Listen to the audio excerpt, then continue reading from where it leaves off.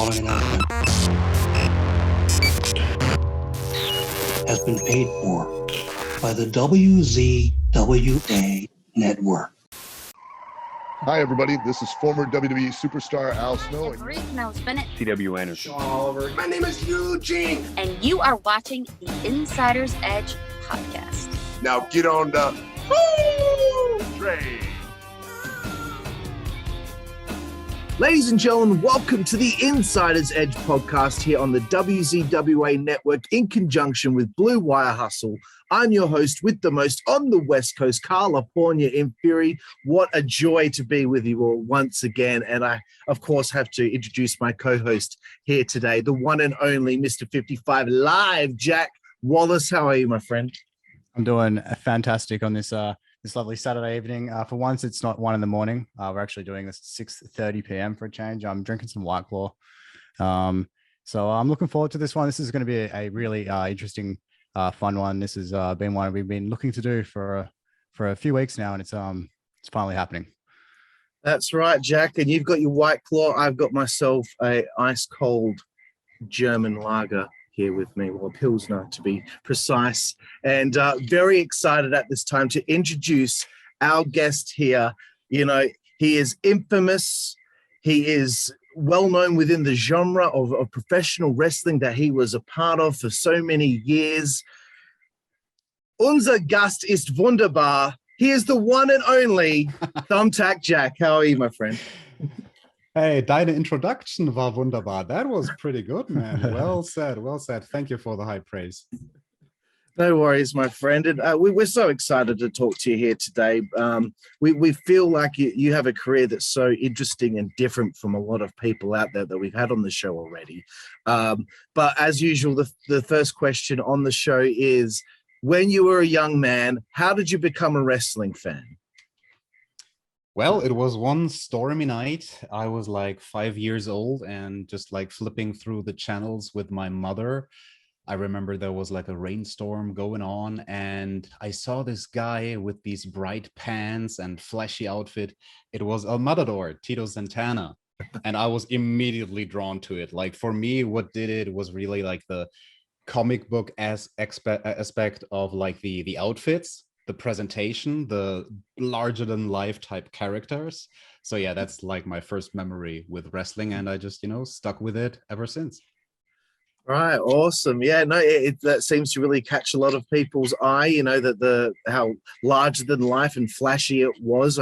For me, it was seeing Ron Simmons hit a double clothesline on two men. I jumped out of my seat. So the larger than life aspect really is a big part of it.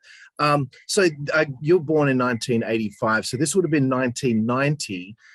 So you become a fan of wrestling when, it's kind of more of that WrestleMania era, that characters, WWF.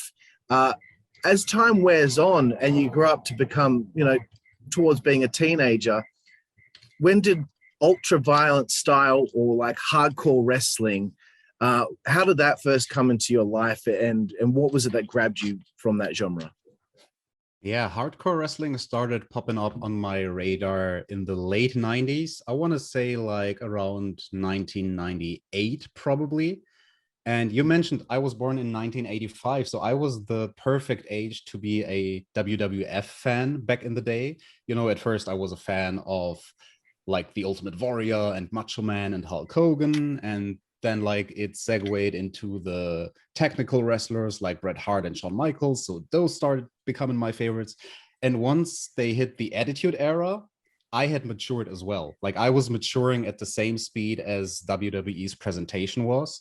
So they had like some hardcore influences, with Cactus Jack and whatnot, and Terry Funk and Hell in a Cell in 1998. We all remember that. But yeah, man, dude, like, it was the mid 90s, late 90s, early days of the internet.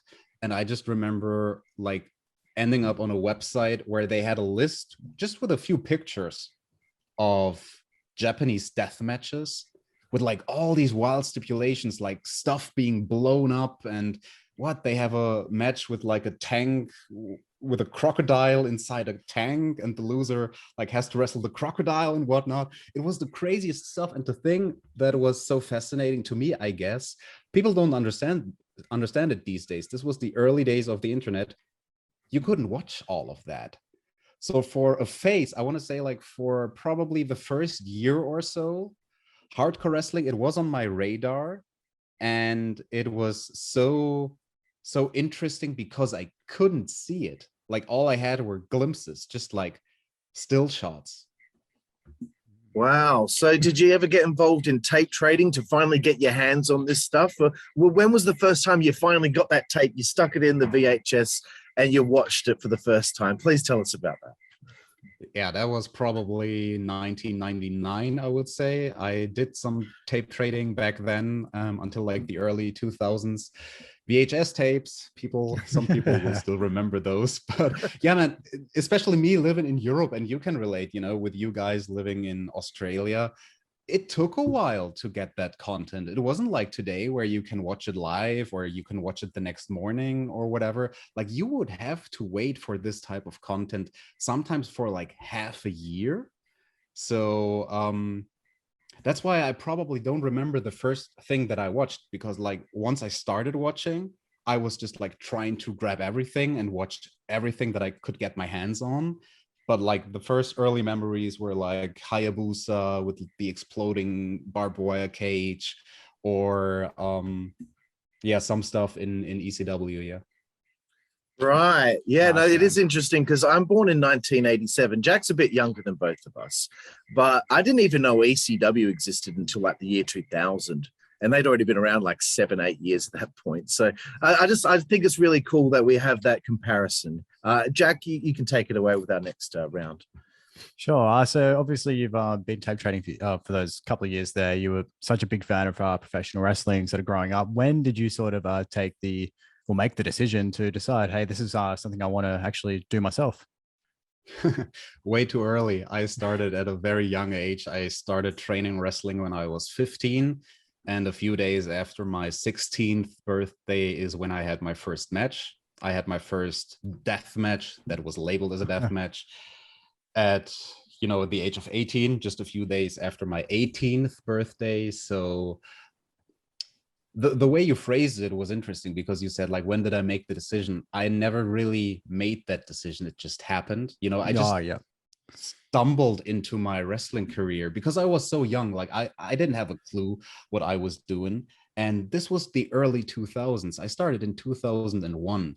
This was like the Wild West days of European wrestling. It was not professional the way it is these days. You know, if you watch all the British promotions or WXW on the WWE Network, it didn't look like that back then. It was the Wild West, and nobody had a clue what they were doing.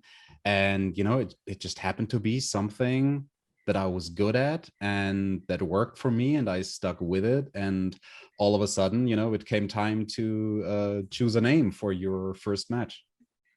Well, we'll wind it back just a little bit there, because I want to talk about your training process and who trained you, and how that process was at, I believe it was the XCW school. XCW was one of those. That's a promotion that probably nobody outside of Germany has ever heard of. And like even wrestling fans within Germany have never heard of it or have forgotten about it. It was like a local thing over here in Bavaria. I live in the south of Germany. I had various trainers, nobody of real fame. I want to give credits to Big Sick Ben. That's the guy that I learned the most from. And he was a student of Chris Heroes. So that's really how it worked over here. Like you would have various trainers, or at least like I had, and a few of the other guys of my generation did. And you would try to do seminars as much as possible. You know, whenever there was like a foreigner, a star from the US or somewhere working your show, you would try to like work a seminar with them prior to the show. Guys like Mike Quackenbush or Chris Hero or B-Boy, these guys, you know, like, but the best experience is really just doing it in the ring. So yeah definitely, man. And of course you had your you just said then that you had a few matches way too early. So how was like those matches? We don't have any information on where or who the opponents were, but we did want to I did want to touch on those and just ask how were you feeling sort of going into those matches, after those matches, being at such a young age? I mean, that would be obviously the mindset going into those matches would be a lot different to how obviously you are, as an adult. So being, 14, 15, 16, wrestling your first matches, how did that feel? And was that nerve wracking at all? The first one especially was so nerve-wracking. Like, I was a mess the day of the show. But once I realized that the rest of the card wasn't like really stacked with any stars, and it was just like a random show somewhere in Berlin, not a big promotion or anything, because we didn't have any big promotions back then. So yeah, in the early days, I did a lot of battle royals, Royal Rumble type matches, but yeah, having like the first singles matches was definitely nerve-wracking. I remember though, like early 2002, starting to get more and more matches with WZWA that would be regular matches, not just battle royals, but like actual matches. That's when it started to click with me, because that was such a unique crowd back then with WZW. They always had the thing where they had the fans around ringside, and that really helped me. Like, I had a connection with the WZWA fan base very early on, and I was totally lacking, I was just lacking, faith in myself and in my skills, because I didn't know what I was doing. I was a young guy just like trying this and getting the positive reaction from the WZWA fan base. That really helped me in the early days to, build up my self-esteem. Awesome, man. That's cool. I haven't actually watched too much WXW stuff, but I'm also always interested to check out a lot of our European wrestling, particularly from, back in that day, because I've always liked the aesthetic of it. A lot of it looks very grungy. And I've always that's something that always interests me, is the aesthetics of a wrestling show. But over to you, Carl. Yeah. So, I mean, talking about Westside Extreme Wrestling, your early days there, you become their hardcore champion twice. I know a few years down the line, you also won Gorefest 2, the tournament. One thing in my research that I found very interesting was on the 19th of April 2003 at an XWX event called Got Eggs, you defeat DNA, Mad Cow, and the Sandman, of all people, to win the Hardcore Championship. What was it like going out there and at that point in your career and being in the ring with someone like the Sandman? It's funny that you're bringing up that match, because that was the night where it clicked for me. Wow. Because the Sandman, he was easy to work with, and he was an experienced guy, and he was the first like really experienced guy from abroad that I was ever put in the ring with. And at first I was like super nervous, but once the match started, like, he showed me a whole new style of working, which was just like doing stuff on the fly. And he was the first guy I wrestled with that was good calling stuff in the ring. And that just built up my confidence, because I realized, like, oh, wait a minute, this guy is more experienced than me. So whatever, like, if I mess up something, he will cover up for it, and people wouldn't even notice. So yeah, that really helped me, like being in the ring with him for the first time. And then like a year later, they put me in the ring with Raven, who's also one of these, ECW guys. You got to keep in mind, like, this was 2003, 2004. Yeah. That's not too long after ECW died. So those guys still had a lot of momentum, Sandman and Raven, and both were so super easy to work with. Yeah. Excellent. That's great to hear. I'm so glad that I threw that in there. When I was looking at your match history, I was like, oh, got to ask about the Sandman. Can I actually like tell you about one spot in the match with Sandman? Sure. Because like, if I want to pinpoint the exact moment when it clicked for me, was I was doing a moonsault off the top rope onto him. And like in my head, the whole scene was playing kind of like in slow motion. And I remember like midair, in flight, looking down on him, looking at his face, and he looked up at me and said, while I was flying, "Nice moonsault, kid." And that's when I realized, like, oh, okay, like, you can talk while doing all these moves. That's fun. That's great. That's great. People don't give enough credit for actually how good he can be. Yeah, absolutely, Like, bro. people just look at him sort of like on the outside and they're like, oh, just a drunk in the ring wrestling. It's just like, he's so much more No. than that, man. He's provided so much good shit. Absolutely, bro. So WXW, obviously a very big part of your early career, big part of your life. This is quite a broad question considering you spent a lot of time there, but what are your fondest memories when you look back on your time in that company?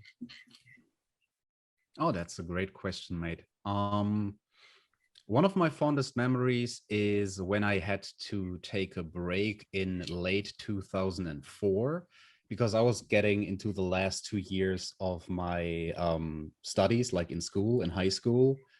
And so I needed to take a break from wrestling to concentrate on that. And the fans knew, like, they were smart to it and they knew what was going on, like in our private lives and whatnot.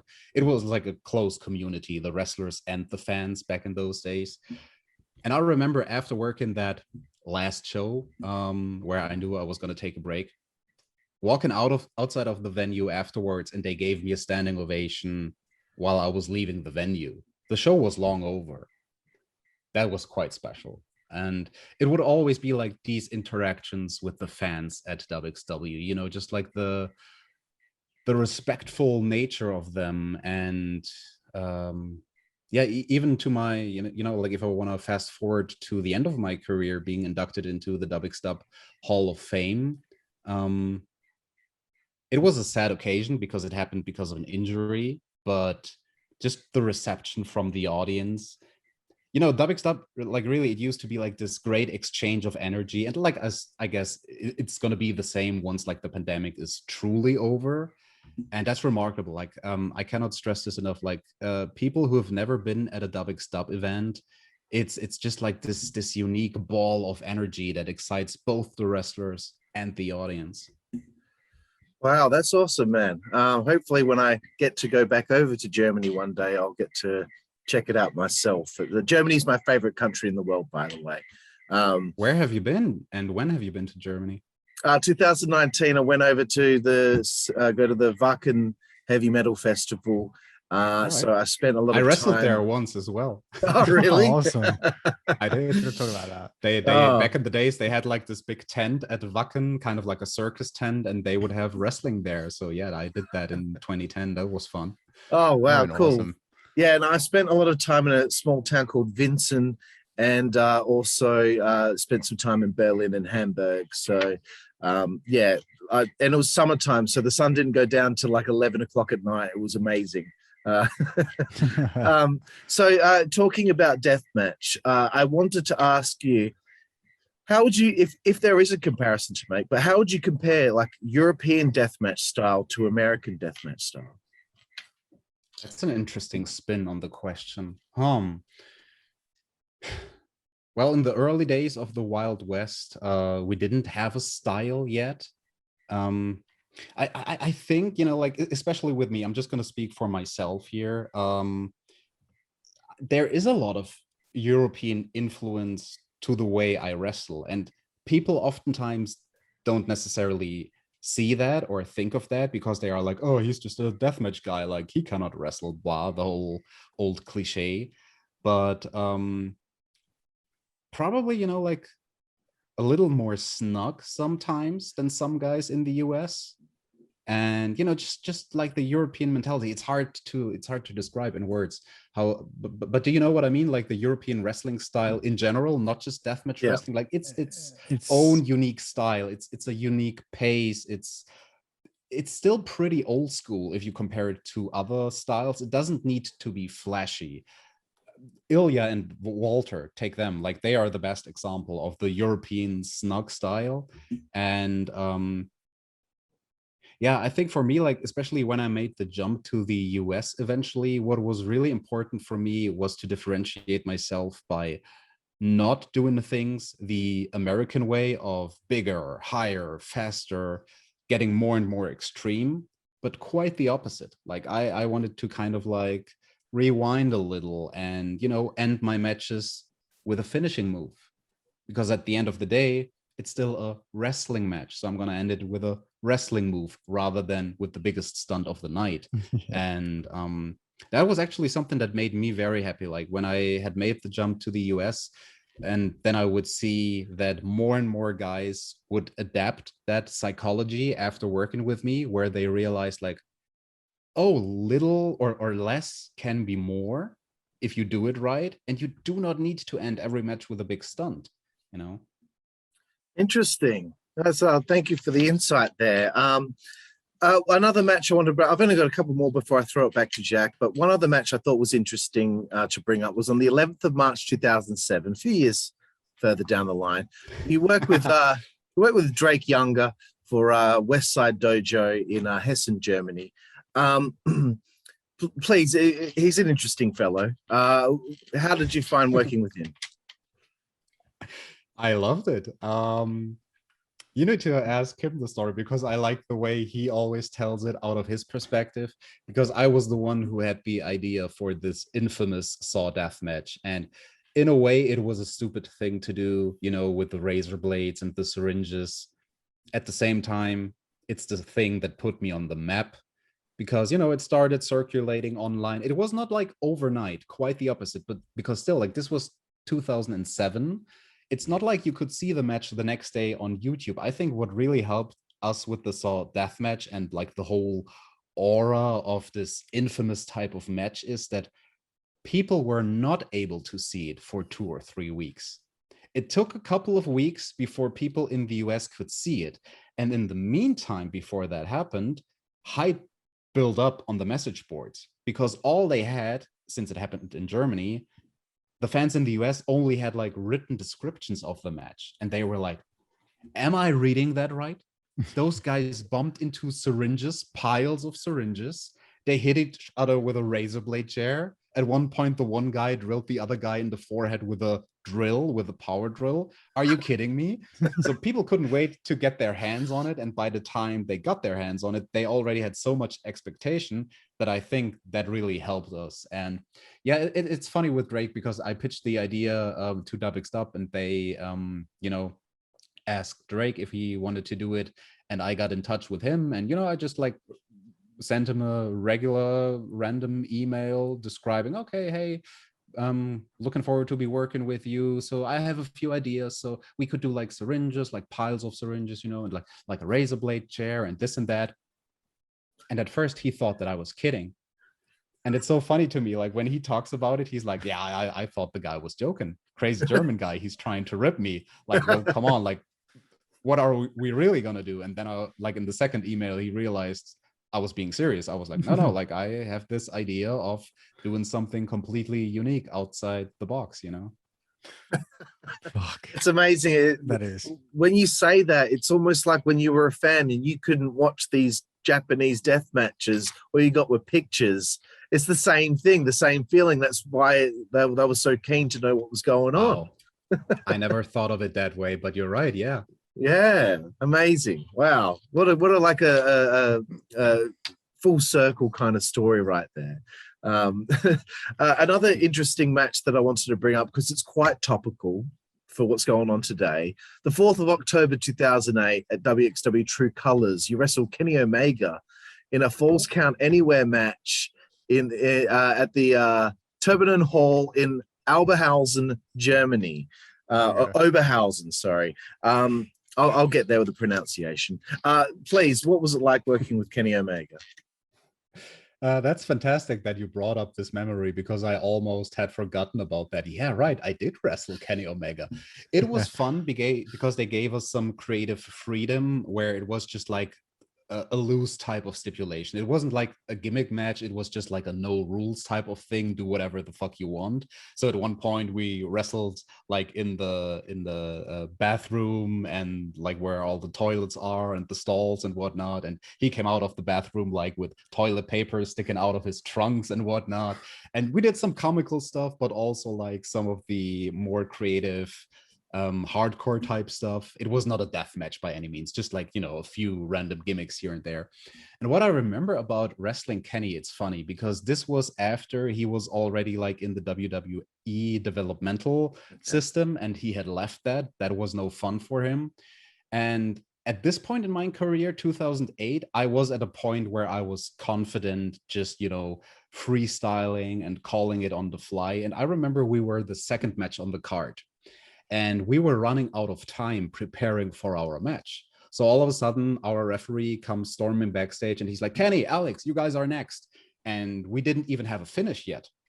And like, I could tell, like, Kenny, that's back in 2008, he was not the same performer that he is now.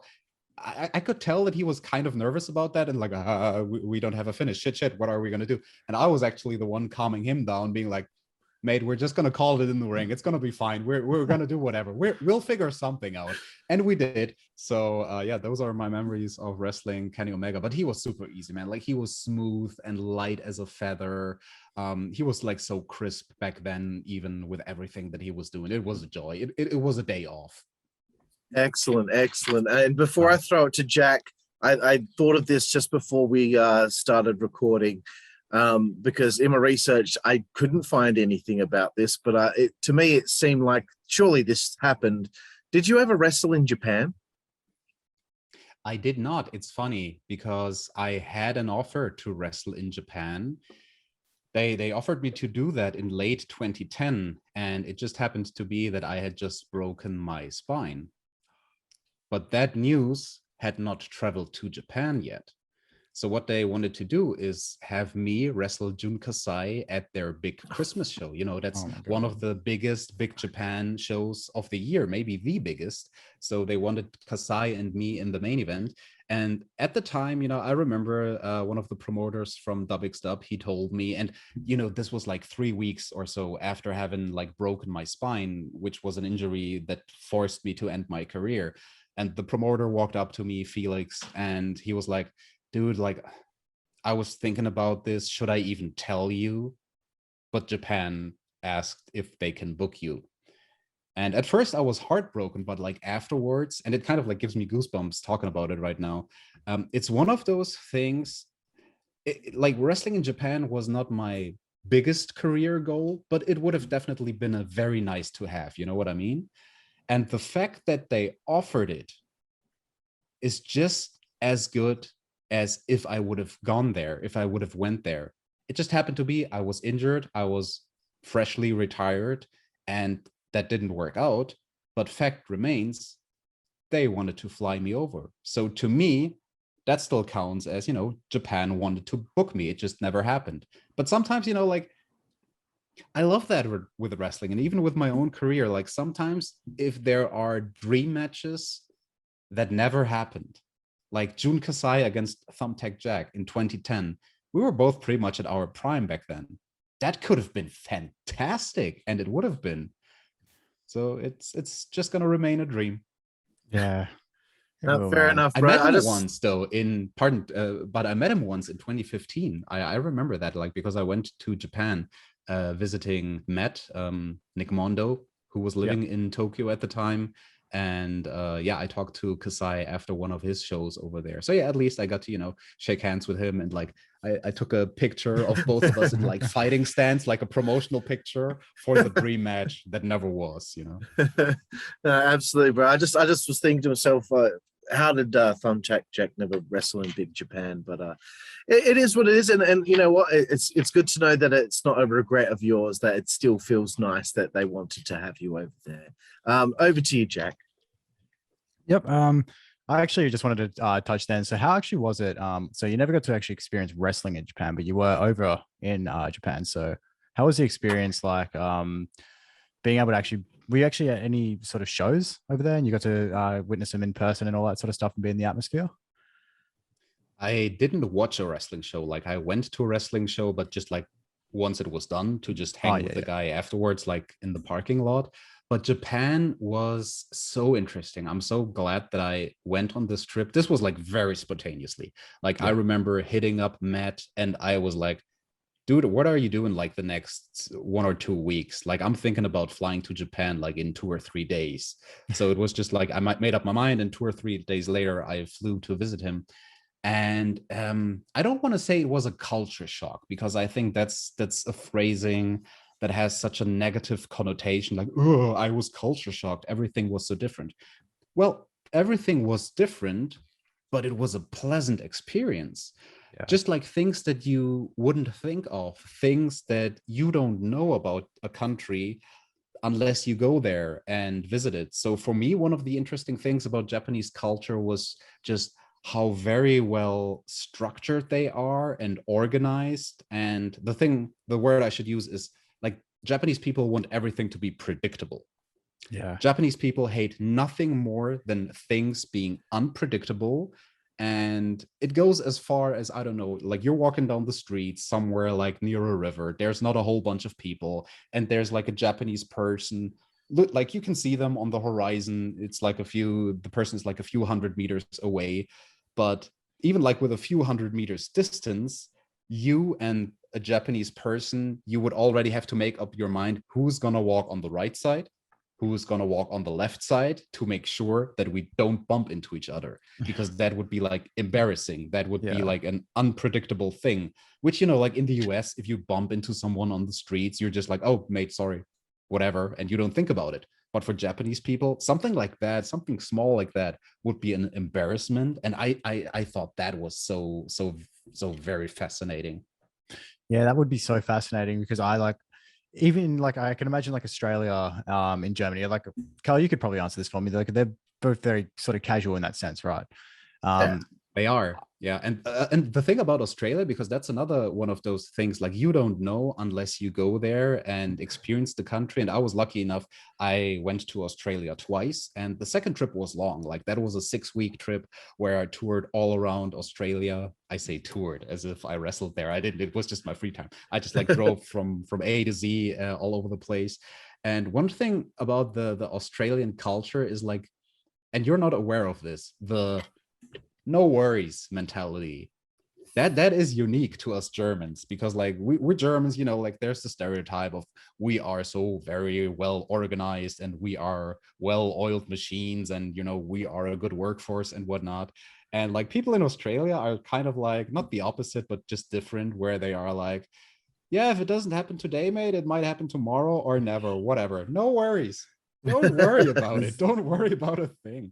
That Which, is you know, my dad. like can be nice for me, like as a German, to just like be in another culture where people are just like so much laissez-faire and whatever, you know. Yeah, man, for sure. I definitely want to come back to this conversation later in the show. I know that we do want to touch Nice. a lot on your travels, especially over here in Perth and Western Australia and all these places around here. So I'll go take it next. So we've got the IWA East Coast Masters of Pain on the 29th of November 2008. So I'm assuming this was your first was this your first trip over to the States? Yes, it was, and it happened very spontaneously. So take us through how that happened then. It seems like a lot of these things were like all last minute things, which make it actually be much more special to me. A guy got injured. Insane Lane, he was supposed to wrestle, which became my slot in the tournament. He got injured, and 3 weeks before the show, Madman Pondo hit me up and he was like, do you want to work Masters of Pain? And I was like, yes, of course I do. And I had just given Madman Pondo a tape of mine. At this time, it was a DVD. So we had gone from VHS to DVDs in 2008. And I had handed him like my no ropes barbed wire match with the Drake Younger, which I had just had in Germany in 2008. And yeah, Pondo saw that match. He liked it. He booked me. And I didn't know that I was going to go over in the tournament until I landed. So I just assumed, cool, like I'm wrestling in the tournament. That's nice. Thanks for having me. And then I arrive at the airport and like we take the car ride to Pondo's place. And like he looks at me all serious and he's like, you know, you're going over tomorrow, right? And I was like, good rip, man. Good rip. And he was like, no, seriously, you're going over. I'm going to make you a star tomorrow. Oh man. And I was like, oh, that's why I'm here. Cool. Man, that would be that would be one of those moments you're just like, pinch, am I dreaming? But after all that, you know, now you're in America, yeah. In the States, man. You've come all that way, you know, you've been 14, 15, 16 years old wrestling in the Wild West. Now you're out here at IWA, East Coast Masters of Pain, and now you've been told by Madman Pondo himself, you're going over tomorrow. Man, that'd be crazy feeling. So we do want to talk Yeah. about that tournament. I mean, the first round was a David Jones locker room match. I don't know what type of match that is. No idea. I didn't know either until I showed up there. The funny thing is, like, Pondo had just like briefed me very briefly. Like, he had just given me like a 3-line email with the stipulations of matches, and I was like, Davy Jones locker room match, what is that? And I asked him like, oh yeah, it's like something with fish hooks and whatnot. And so it on the is. flight to the US, not having an idea of what the match was actually going to look like, I came up with all these spots. And when I arrived there at the building, they had taken down the ropes, replaced the ropes with fishing wire, and on that fishing wire they had fish hooks hanging. That's not what I had envisioned. No. So I was like, oh, it's like a no rope barbed wire type of match, but like with fishing nets and fish hooks and fishing lines and whatnot. Okay, like I can throw away the whole match that I came up with on the flight here. So we're gonna have to do something different. But yeah, that was a joy, man. Working Pondo was just always so super easy. And I love the guy to this day, you know, for trusting in me and having faith in me and wanting to put me over. You know, if it would not have been for him and his smartness, I would not have become a big star on the, you know, US indie deathmatch scene. So yeah, that was a cool night, man. And the other rounds too. Second round, I wrestled the Necro Butcher. This is 2008. Dude, he had so much fame from working the movie The Wrestler with Mickey Rourke. So now I'm wrestling the Necro Butcher. Whoa. And like, he was super fun to work with, and also a super very smart guy. Just like the way the tournament was set up. That's one thing I gotta say, like in general about Pondo's tournaments. In my opinion, me as a fan, those are by far my favorite types of deathmatch tournaments, the ones that he promotes, because every single match has a stipulation, and it's not like every match is a clusterfuck. With most deathmatch tournaments, you will see that pretty much every match is just like a light tube clusterfuck. Fans bring the weapons, bunch of light tubes. The ring is just like cluttered with junk. And with his tournament, like every match was different, and you know, less is more. That's all I can say about that. And yeah, in the finals, I wrestled Ryuji Ito from Big Japan, and that was such a cool experience because he barely spoke any English, so we couldn't really call anything. And I remember like before the match, they had to set up something. We did like electrified light tubes for the final, which was quite unique. And I remember like the Pondo actually asking me, do you guys need more time to talk over your match? Like, we can give you another 10 or 15 minutes. We can just like slow down the process of setting up the finals. And I was like, nope, we don't need no more time. There's like no point to call anything because there's just such a huge language barrier. We have to go out there and call it on the fly, which is what we did. And with wrestling being such a universal language, you know, you can have a guy from Germany and you can have a guy from Japan wrestling in the US. We don't have to call a whole lot of stuff. We just like do our craft, which we've learned. And, you know, like these are the types of matches that I personally prefer. And this goes back to what we discussed earlier with the European style of, you know, being fine, just calling something on the fly. It doesn't have to be like an organized spot fest where everything is choreographed, but just let it happen organically. Just like go out there and see what happens. And that's what happened that night. And at the end, I was the master of pain. It's such a good, like, you're defeating Necro Butcher, Madman Pondo, and Ryuji Ito. I'm so bad with these Japanese names, but that's a pretty stacked. No, you got it. Oh, there we go. You done well there, Jack. Thank you. You know, I'm normally bad with my pronunciation.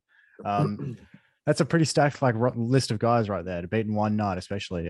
Something I do have in my mind though, and this could be just completely killing the gimmick, but electrified light shapes, is that cosmetic or is it actually, you know, got a bit more of a kick to it than the regular light tube? Well, you gotta watch the match, and if you watch the match, you're gonna see it has more of a kick. There we go. We have to find it, Jack. We have to find it. Yeah, well, I could probably. I'm sure it's on IWTV. I'll go look it up. I'm gonna go watch it tonight. So a couple of interesting questions here, especially from a deathmatch wrestler's perspective. What is the atmosphere like the morning of a deathmatch tournament? Do you feel a little more nervous going into those, or compared to your not regular night where you're going to be wrestling just the one match?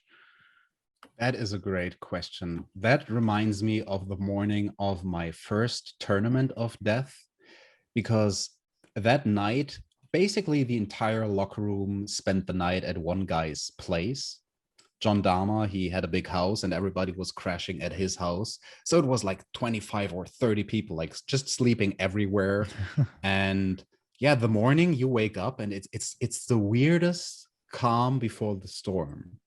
Especially if you talk to the other guys, and some of them you're gonna wrestle, but everyone has the same feeling like, okay, in less than 12 hours, all of us are gonna be so hurt, some more than others. And you know, things happened at that tournament of death. At the end, in the finals, me wrestling against Nick Gage, him injuring himself, gushing blood from his armpit, having, you know, been taken to the hospital in a helicopter and whatnot. Yeah, it's a unique thing, you know. I always say this, the thing with deathmatch wrestling that's the hardest is actually the preparation, the mental preparation. This is gonna sound weird, but bear with me. Doing the spots and doing the matches, that's actually the quote unquote fun part. And I'm not saying this because the pain is fun. It's not. The pain sucks. I don't like pain. Most people don't like it, but it's just, you know, like a sacrifice that we do in these death matches. But that's the easy part. That is so much easier. Doing the spots is so much easier than mentally preparing for it. Because with me and with most guys, like everybody who's a smart deathmatch wrestler will only do spots that you are comfortable with, spots where you feel like, okay, I got this. Like we can do this without anybody getting injured. As in, you know, you're gonna have some cuts on your body, but that doesn't really count as an injury unless, you know, like you're gushing blood from your armpit. But cuts are all right, but we don't want anybody to get seriously injured. So, you know, all the spots I ever did in deathmatch wrestling, I haven't done one single spot that I was afraid of. And all the guys who are good at death matches don't do anything that they are afraid of, because if you're afraid, that's just gonna like it's gonna make it more likely that you're gonna get hurt.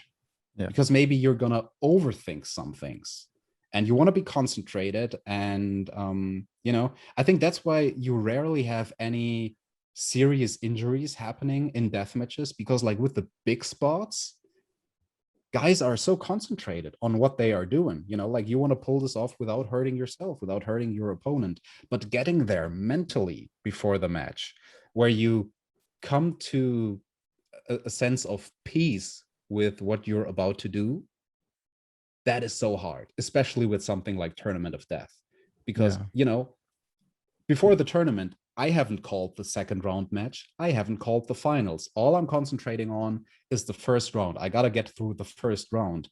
And okay, so like I'm going to get stabbed in my face with syringes through my cheeks. I'm going to get power bombed off the top rope through a flaming pane of friggin' glass. I'm going to get you know, smashed onto cinder blocks. That's going to hurt. And you have this list in your mind of all the crazy things that you have to go through. And Matt Nick Mondo, he talked about this with you guys in his interview. He had pretty much like a similar approach like me, where you were basically just like in those matches, you would go through the list of things. You would know like the big things you have to hit, the risky stuff. And, you know, with something like Tournament of Death, for example, my first round match against DJ Hyde, which is kind of infamous because we did some stupid stuff. Once I was done with the power bomb through the flaming glass, I was like, okay, for me, the worst part of the match is over. For DJ Hyde, the worst part of the match was still to come. We're going to be getting deep into that tournament later in this interview. I can't wait for that. I can't wait. So of course, you know, you've got the start of the tournament, you know, you've got the lead up to it, preparing for it, but then how do you recover from all of that? How long does that take? Take us through the recovery. Like, I would say it would take you 3 days at least to be somewhat okay, where it's like, okay, like at least you can start rolling off your couch and whatnot without, I don't know, your body sticking to the couch because you have like all these wounds and you're just like still days later, you're dripping blood from like all over your body, which can suck, like with bad sheets and couches and whatnot. I would say after a week, you're fine, as in you're gonna be as fine as you'll ever be, because then it's time for the next show, and maybe it's time for the next death match. So you're just gonna like add new wounds to the old wounds, and it's gonna be scars on top of scars on top of scars. But yeah, the recovery is the hard part, especially I think what a lot of fans are not aware of, and how could they, like, if you've never done it. The worst part oftentimes is, this is going to sound so stupid, but it's not, taking a shower after the match. Yeah. Or after the tournament. Because by that time, normally, you know, like at least an hour has gone by, maybe 2 hours. The adrenaline rush has worn off. Like your body is no longer under adrenaline, and the adrenaline helps with the pain. But like after the show, and then you take your shower, and like fresh water in like all those wounds all over your body, that just hurts so much. And dude, like I remember some shows, I'm not afraid to admit it. I remember one in particular where I actually cried in the shower for a long time, for like half an hour after a match like that. It was against JC Bailey, Barefoot Thumbtack match. My feet, they hurt so bad that I was just like crying because of all the pain, you know. Barefoot Thumbtack. Yeah, This no, actually just- that is in the notes later on to talk about. I know, I saw it and I was just like, oh my When I read it God, earlier this- today, I was like, my God, the feet are the most like one of the most like sensitive parts of the body. So Yeah. sensitive. I know. I Yeah. just But like even after like this tournament of death, the first one I did, where, you know, Nick Gage, he ended up in the hospital. Everybody remembers that. I still had 3rd-degree burns from the first round, from like the spot man. through the flaming glass. yeah. And I had wrestled more matches on top of those burns. So by the time like I was done showering, like my whole arm, my back, like everything, like it was a mess. My hair was on fire at one point. And I remember like after my shower, Sammy Callahan, like with the disinfectant spray, just like looking at me very sternly, and he was like, "I'm sorry, TJ, but I have to do this." And he started disinfecting me. That hurt so bad. Like, and he could tell I was just like cringing, and I was so very close to tears because of the pain. And like with every drip of the disinfectant gimmick, he was like, "I'm so sorry. I'm so sorry. I'm so sorry." Just painful, man. Of course, I got one last question before I throw it back to Carl.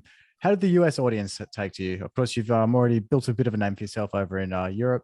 How did the US audience take to you? And I actually want to go back to an interesting point that you made earlier when you shared a bit of insight on finishing with a finisher and not the biggest stunt, because I noticed that with a lot of modern deathmatch tournaments, especially, and like I don't mean to call anyone out, but like especially Tournament of Survival 666 recently, a lot of those matches ended with just ridiculous spots. So of course, you're coming over to the States. You spoke about wanting to just do matches with finishes to end it. So how did the US audiences take to your style? And if you implemented that style of finish, how did they react to it? That's a fantastic question, because that was quite tricky for me to connect with the US audience. Like I had to win them over. And, you know, like I was coming from WZWA, where I had like this amazing crowd in Germany. Like you're over no matter what you do. You just have to come out for WZWA, do your entrance, and you're gonna get a pop. And then I'm wrestling in the US for the first time. I'm coming out, and people are kind of like, "Who is this German kid? Let's see what he's got."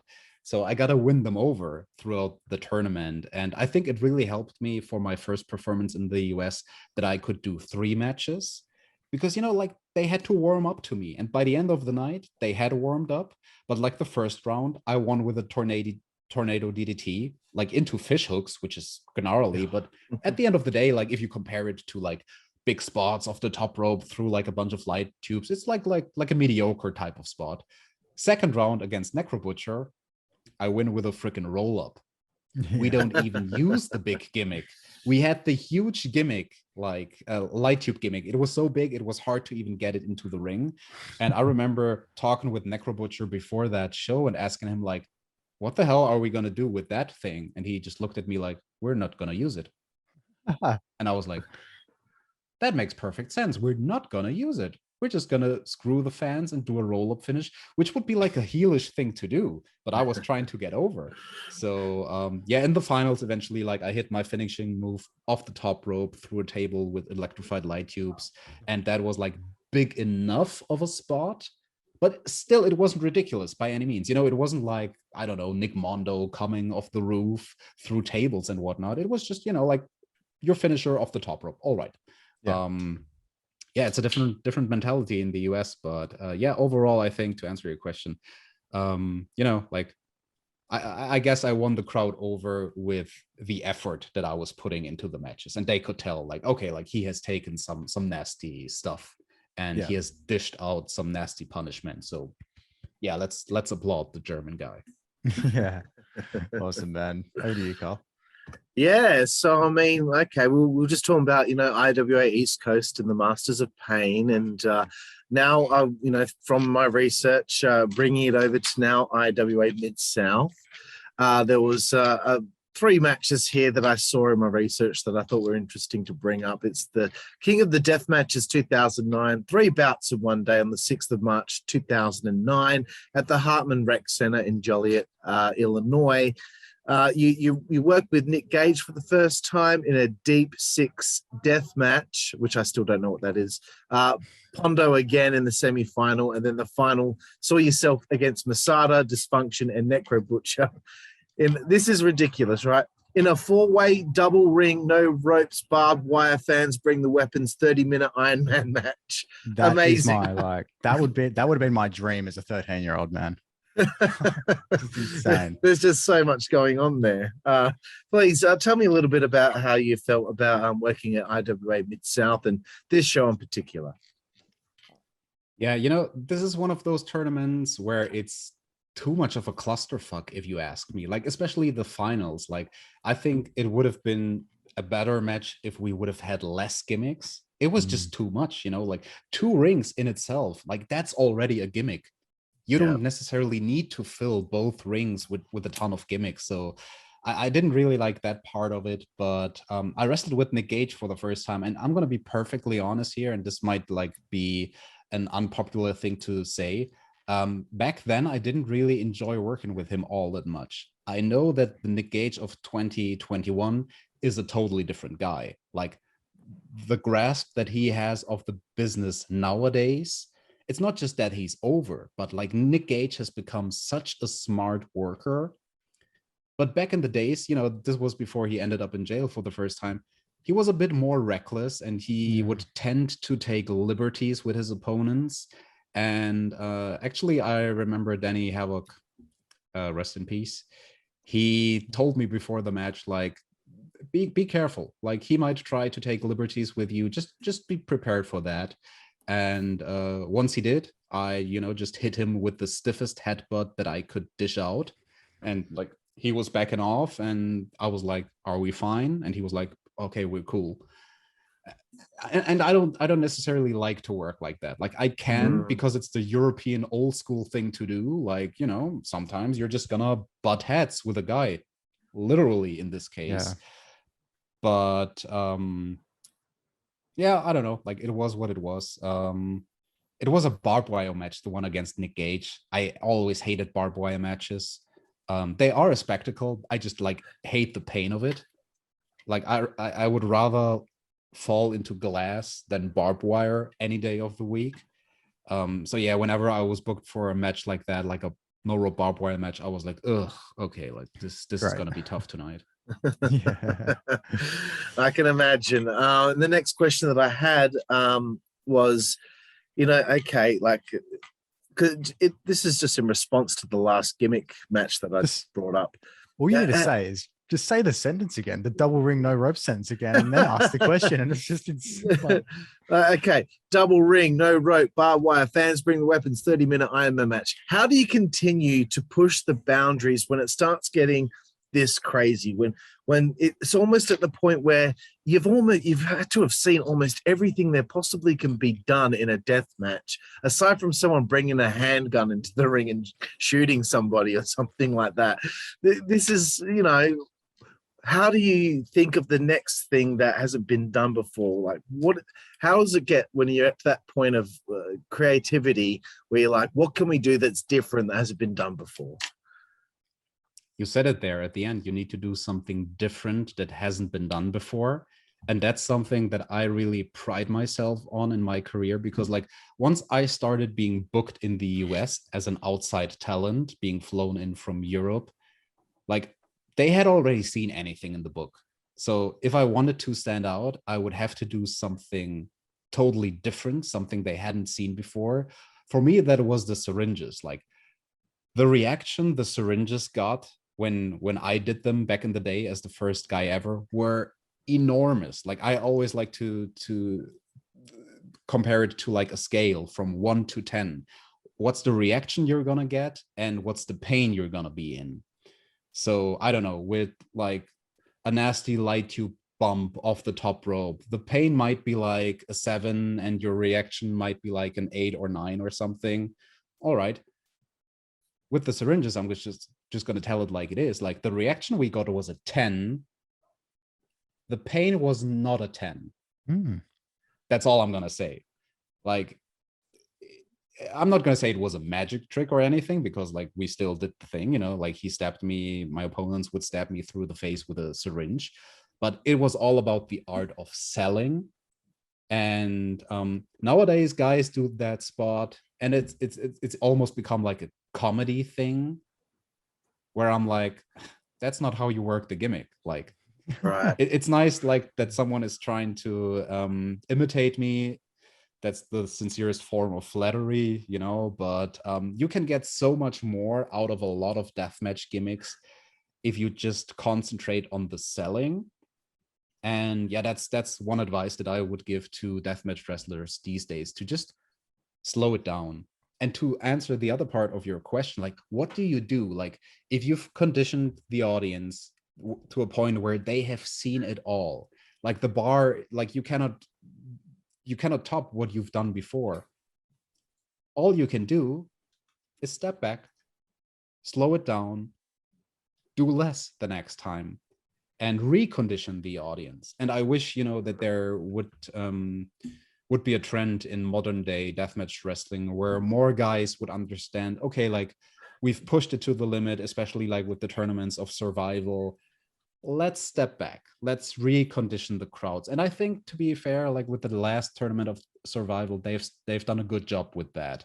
Like it was still gnarly, but it wasn't as reckless as the years prior, you know? Yeah, definitely. I get you. All right. Well, we're going to throw it back over to Jack because it's time to talk about CZW. Yep. So I actually discovered CZW when I was in grade 5 in 2008. So that's very, very young to be exposed to deathmatch wrestling, but I was hooked. So of course, 7 days later, after the IWA Midsouth King of the Deathmatch tournament in 2009, you had your CZW debut at Total Havoc at the Arena in Philadelphia, which is a very iconic arena. First of all, you've been a fan of ECWs. How was it wrestling in the arena? Intimidating in a way. I remember walking into that building, into the legendary ECW arena, and just like looking at the names of the Hall of Fame. They would have like all these banners hanging from the ceiling, and just the guys who had wrestled there, you know, all the guys who got inducted into their Hall of Fame. And that really made me realize, like, this is the building from all the VHS tapes that I watched. It is the exact same building. Shit. And tonight I'm supposed to be the main event. Like, this is the Philadelphia crowd. They have seen it all. They have seen legends like Cactus Jack and Terry Funk and Sabu. What is there that I can offer that is kind of like a new thing for them? Yeah. And yeah, but like in the same sentence, I need to say, like, it was just like, it was such an honor and a pleasure. You know, I was working with Danny Havoc, who I always loved working with. Same thing with a lot of the other matches that we talked about. A lot of that was, you know, just us doing stuff on the fly. Because I remember, like, before the show, like, it was starting to be late in the day. It was like 30 minutes before the fans would get into the venue, and Danny Havoc was still not around. to call the match or to go through spots or whatever. And I asked his wife back then, his first wife, like, Megan, where's Danny? Oh, he's at the local strip club. And I was like, what? She just said it so casually. Yeah, he likes to go to the strip club before the matches. It calms him down. And I was like, first of all, are you fine with that? And she was like, yeah, whatever. And then I was like, well, okay, I'm probably not gonna call a lot of stuff with my opponent. And he showed up like 10 minutes before the show, and like we just like sat on the apron and talked a little about a few ideas that we had. But yeah, the Philadelphia crowd, man. I wrote it in my book, like, if you can get over with that crowd, and I want to specify, if you can get over with that crowd in that specific building in the ECW arena, you can get over anywhere. Definitely, man. It's like, that is a critical crowd. I mean, everyone that knows ECW knows that ECW know what they like. And this is like obviously the same crowd. They know what they like. They know what they want in their wrestling. So to be able to impress them and, get over with them, you've done something right. So how did actually the CZW fans welcome you though to them? I'm assuming obviously, of course, not just Philadelphia. So CZW as a whole, obviously you became a pretty staple name, sort of a long-term speaking. You're a pretty iconic name of CZW alumni. How did the CZW fans welcome you at first in your style of deathmatch wrestling? Well, thank you first and foremost for the high praise there. Thank you. I appreciate that. Welcome. Like I just clicked with the locker room, and that really just helped me, to get booked again. And I was getting along with everybody in the locker room. And that was just, such a great crowd of, or I should say, that was such a great group of other wrestlers to be working with, like Danny Havoc, Drake Younger, MonetMaatte, Scotty Vortex, Nick Gage, Sammy Callahan. I'm probably missing a guy or two, pardon me. But that crop of guys, John Moxley, he was there as well. Wrestling with those guys made it easy. It was just a group of deathmatch guys, all pretty much peaking at the same time. We all had pretty much the same mindset of let's do a little less, because everything has already been done before in Tournament of Death 1, Tournament of Death 2. We're just going to do a little less of everything and work our gimmicks more, etc., etc. And yeah, I think the gimmick really is what made me click with the audience. I just had a unique look, I think I'm thinking back to what DJ Hyde told me on a car ride to Tournament of Death. He was like, TJ, you're a different taste of chocolate. You're a taste of chocolate that the fans over here have never had before. And so right now they want more of it. They want more of Thumbtack Jack. And what he meant by that is, people couldn't put me in a box, because when it comes to my appearance, I was standing out. I was wearing all white, coming to the ring with the white mask, the white hoodie, the white pants and everything. Everybody back then was wearing black and like heavy metal. All the entrance themes were like heavy, growly male voices. So I come out to Flyleaf like with this voice, like this female voice, a singer who's almost like fragile sounding, and that in itself was just like a unique presentation. Okay, like here's this guy, he's just like different, just like with the entrance. And I think the entrance is the most important thing of the whole presentation in wrestling. And I don't know, if I watch entrances nowadays, I'm like, if we would have had all the gimmicks back then, like a big Titantron and like the big lights and everything, you can do so much more with an entrance and like with camera angles and whatnot. But yeah, I just always tried to, win the crowd over before the bell ever rang. That's it, man. And to be honest, like one of the biggest things that won me over with some of your work as well was like you're talking about wearing white. Okay, in a death match you bleed like shit ton, and Matt Cardona, he proves this. If you wear white in a death match, it's going to cover everything. And that was one of the things that always stood out to me. Was often, your pants were fucking soaked in your own blood. And of course you're right. Like a lot of the guys back then were wearing, like the typical just e-lucha sort of, plain black gear. So it was like a different look for you.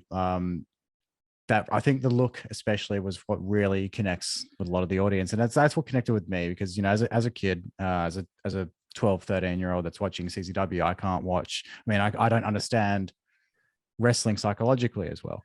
So you connected with me for your entrance attire and just your overall look. And I'm glad that you were able to sort of see that in yourself as well. But can I say one thing? Because I didn't reinvent the wheel there. I just took it from Mick Foley. Because if you think back at his legendary performance, King of the Deathmatches in Japan in 1995, in the finals, he was wearing white. That's the exact same thing that you just mentioned. He had the crimson mask. So by the end of the match, his entire shirt was red. And I just like remembered that visual. And I think, you know, it would not have been such an infamous, legendary tournament win if he would not have worn that color, you know? Yeah, definitely. And it's the little things, man. Like I love the little things in wrestling. I'm sure I know you do as well, Carl. Like you love the little things. Absolutely. We were talking about this in the AEW ramp. I'm sure we're going to end up going about this later, but there's just so many little things that could have made, you know, things like today's show a little bit better, but that's a whole different conversation. So we're going to talk about CZW Tournament of Death 8, probably in my opinion, one of the most infamous days of your career, on 6th of June, 2009 in Townsend, Delaware. So in your first round match, you defeated DJ Hyde in a match that involved syringes, cinder blocks, panes of glass, light tubes, and fire, as we have spoken about already. A spot that I really did want to talk about was the piercing through the cheek. I mean, that is an insane visual. I know you've already sort of spoken about how it's not too painful, but I mean, what was like the first time you ever used a syringe in your match? Like, how was that experience for you? And then, of course, with this one here, it just looks so deep. And what was that? There was like, I've seen a photo recently of the syringe in your cheek, and there was something shooting out of it. I'm curious to know what that was. Yeah. Was that just water or something just to make it a bit more of a crazy effect? That's a funny question about the content of the syringes. Yeah, with the first Tournament of Death, that was the first time we ever did that spot. Like that was like the world premiere of the syringe through the cheek spot. Oh, wow. Nobody had ever seen. Yeah, nobody had ever seen that before. Like I saved that for the US. Like I made sure to not use that in Germany. Like I had already had the idea in my mind, and I just sat on it for like 3/4 of a year before I ever did the spot, because I was like, the show has to match the significance of the spot, because I had this idea, like if I sell it right, if I have the crimson mask, that's what's gonna sell the gimmick, you know, like just my selling is gonna sell it, and it did. And the content, you know, was just to be able to prove to the audience, okay, like he actually stabbed him through the cheek. Like it's not an illusion, but like if he's shooting out content from the syringe, like the only way to do that is if you actually like pierce him through the cheek, you know? Yeah. So with the first Tournament of Death, that was just water. And like then later on, we got a little more creative because I wanted something red, kind of like looking like blood. So with the next Tournament of Death against MonetMaaate, I remember we just put like red Gatorade into the syringes. Oh, wow. Yeah. You know, that's also like a thing. And in the match against DJ Hyde, another unique thing is I had 2 special syringes prepared, and they had lighter fluid in it. You know, lighter fluid in the syringes. So just the visual of me setting up the spot with the flaming pane of glass, it was not like even something that's not the spot itself. It's just the preparation for the spot. Talking about the tiny things, like how can you do things differently? People have seen guys with the yellow bottle of lighter fluid. They've seen it in ECW. They've seen it a million times. They've never seen a guy use the syringes instead. And so just the small things like that, I think, is like something that the crowd would appreciate. Like, you know, oh, okay, he's thinking outside the box. Yeah, that's great stuff, man. I've actually been fooled for years that red Gatorade was actually blood. So kudos to you. Thank you. Yes. So semi-finals, we had a 3-way fans bring the weapons match with you defeating Danny Havoc and Wax, and of course the final. I know this is probably what anyone that's watching this podcast probably come to hear about this story. The Nick Gage pretty much bleeding. Well, he was pronounced but dead at some point. That whole incident. Take us through sort of that day. Of course, that spot like where you're sort of going through, but you've got your arm up and you're sliding through the second rope into the thing. We've seen that a lot over the years, but I don't think we've ever seen it like that. Take us through that sort of match. Of course, just the whole situation from your perspective. Yeah, it's funny because this happened like a third into the match. We weren't even like halfway through the match. We were just basically getting started, starting to use some light tubes. We started this match very slowly, methodically, and just did like some wrestling actually before we ever used the light tubes. A couple of minutes went by before we ever used the first light tube. So this spot where the accident happened, it was just supposed to be the setup for a bigger spot. All we wanted to do was just get the light tubes out of the way so we can take a pane of glass and stick it vertically, like between the ropes, and do a spot through the pane of glass. So we just needed to get the light tubes out of the way. And I remember, we called that one in the ring, like a few seconds before the accident happened. And it was just like, are you going to take it or am I going to take it? And Nikki was like, I'm going to take it. And I was like, okay, fair enough. Tossed him. And, it's an accident. Yeah. It's a horrible accident. Don't get me wrong. But he never blamed me for it. I never really blamed myself for it. It just happened, like it's an odd freak accident. But, what are you going to expect? If you wrestle with 200 light tubes, eventually something is gonna go wrong in one of these matches. And sadly enough, it did that night. And when the episode of Dark Side of the Ring aired, that was not too long ago.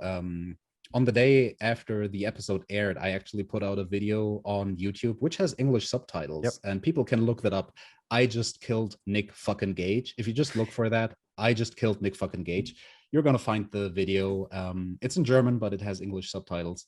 And I tell the story about, out of my perspective, I didn't have a clue what was going on because I was just concerned setting up the next spot. And all of that happened so quickly. He takes the spill through the light tubes. Like immediately he starts gushing blood and you can tell like he's hurt and he can tell that he's hurt. So he starts running backstage. I never saw any of that. I never saw him run backstage because I had turned around to grab the pane of glass and I was gonna, put the pane of glass into position. And by the time I did, I was just kind of like looking around outside the ring and I asked the ref, where's Nikki? He ran backstage. That's all the information I had. Oh, wow. I didn't even like in the first second, I didn't even put two and two together that he got hurt. It was just like, why would he run backstage? Is he dehydrated or, oh, maybe he got hurt. What happened? I didn't know. Like, there was no communication. There was no earpiece with the referee where the backstage area could communicate with the referee. So the ref was lost. I was lost. I was getting angry at that point. Like on the tape, you can see me actually just kick in a few of the light tubes. That was actually me being angry at the situation. Just like, fuck, what do I do now? Like, I've never been in a situation like that. There is no, textbook thing that you can apply here. What do you do halfway through a death match if your opponent gets hurt so bad that he's going to end up having been lifted to the hospital in a helicopter? And I didn't know how bad the injury was. I didn't know if he was going to return to the ring. Maybe he's going to go backstage and he's just going to, get taped up. I didn't see the visual that the fans saw on the videotape of him gushing blood. I didn't see any of that. I didn't know how bad it was, So eventually, just out of instinct, because I didn't know what else to do, I started walking towards the backstage area. I cannot tell you what my plan was. Basically, I guess my plan was just to check out the situation. And, in my mind, I was like, okay, I might walk through the curtain and DJ Hyde might tell me, TJ, the show is over. Nick Gage is injured. Like the show is done. I didn't know. And then Moxley walks up to me and smacks me in the head right as I was going to go through the curtain. I didn't see Moxley coming. So I didn't know what was happening there. Everybody was just, like a crazy, it was panic backstage, basically. Everybody was panicking. Everybody was kind of like going on a weird autopilot, not knowing what to do. Moxley didn't know what he was doing. One person had just told him like, oh, Nick Gage is injured. The finals are still going on. And he didn't, initially walk to the ring to improvise a match with me. He was just like randomly walking into that direction. And then we just started fighting, it was like the weirdest thing. And I didn't know, was it a shoot or like what's happening? So my big concern was that the CZW locker room was actually going to try to injure me because I hurt one of their guys. Because, you know, I started working with Moxley. We were starting to like improvise a match, and I was like, okay, fair enough. Like, I can work with this guy. He's good. And let's just improvise a match. And to this day, it's not a regret or anything, because, you know, everybody was panicking. There's no right thing to do. There is no protocol. But I just wish that the rest of the locker room would not have ran out to the ring. I just wish that they would have let Moxley and me improvise the rest of the finals.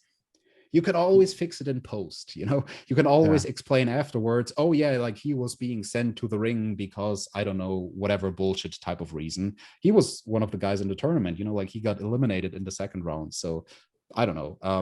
I think that could have been cool, him and I just finishing the match on the fly.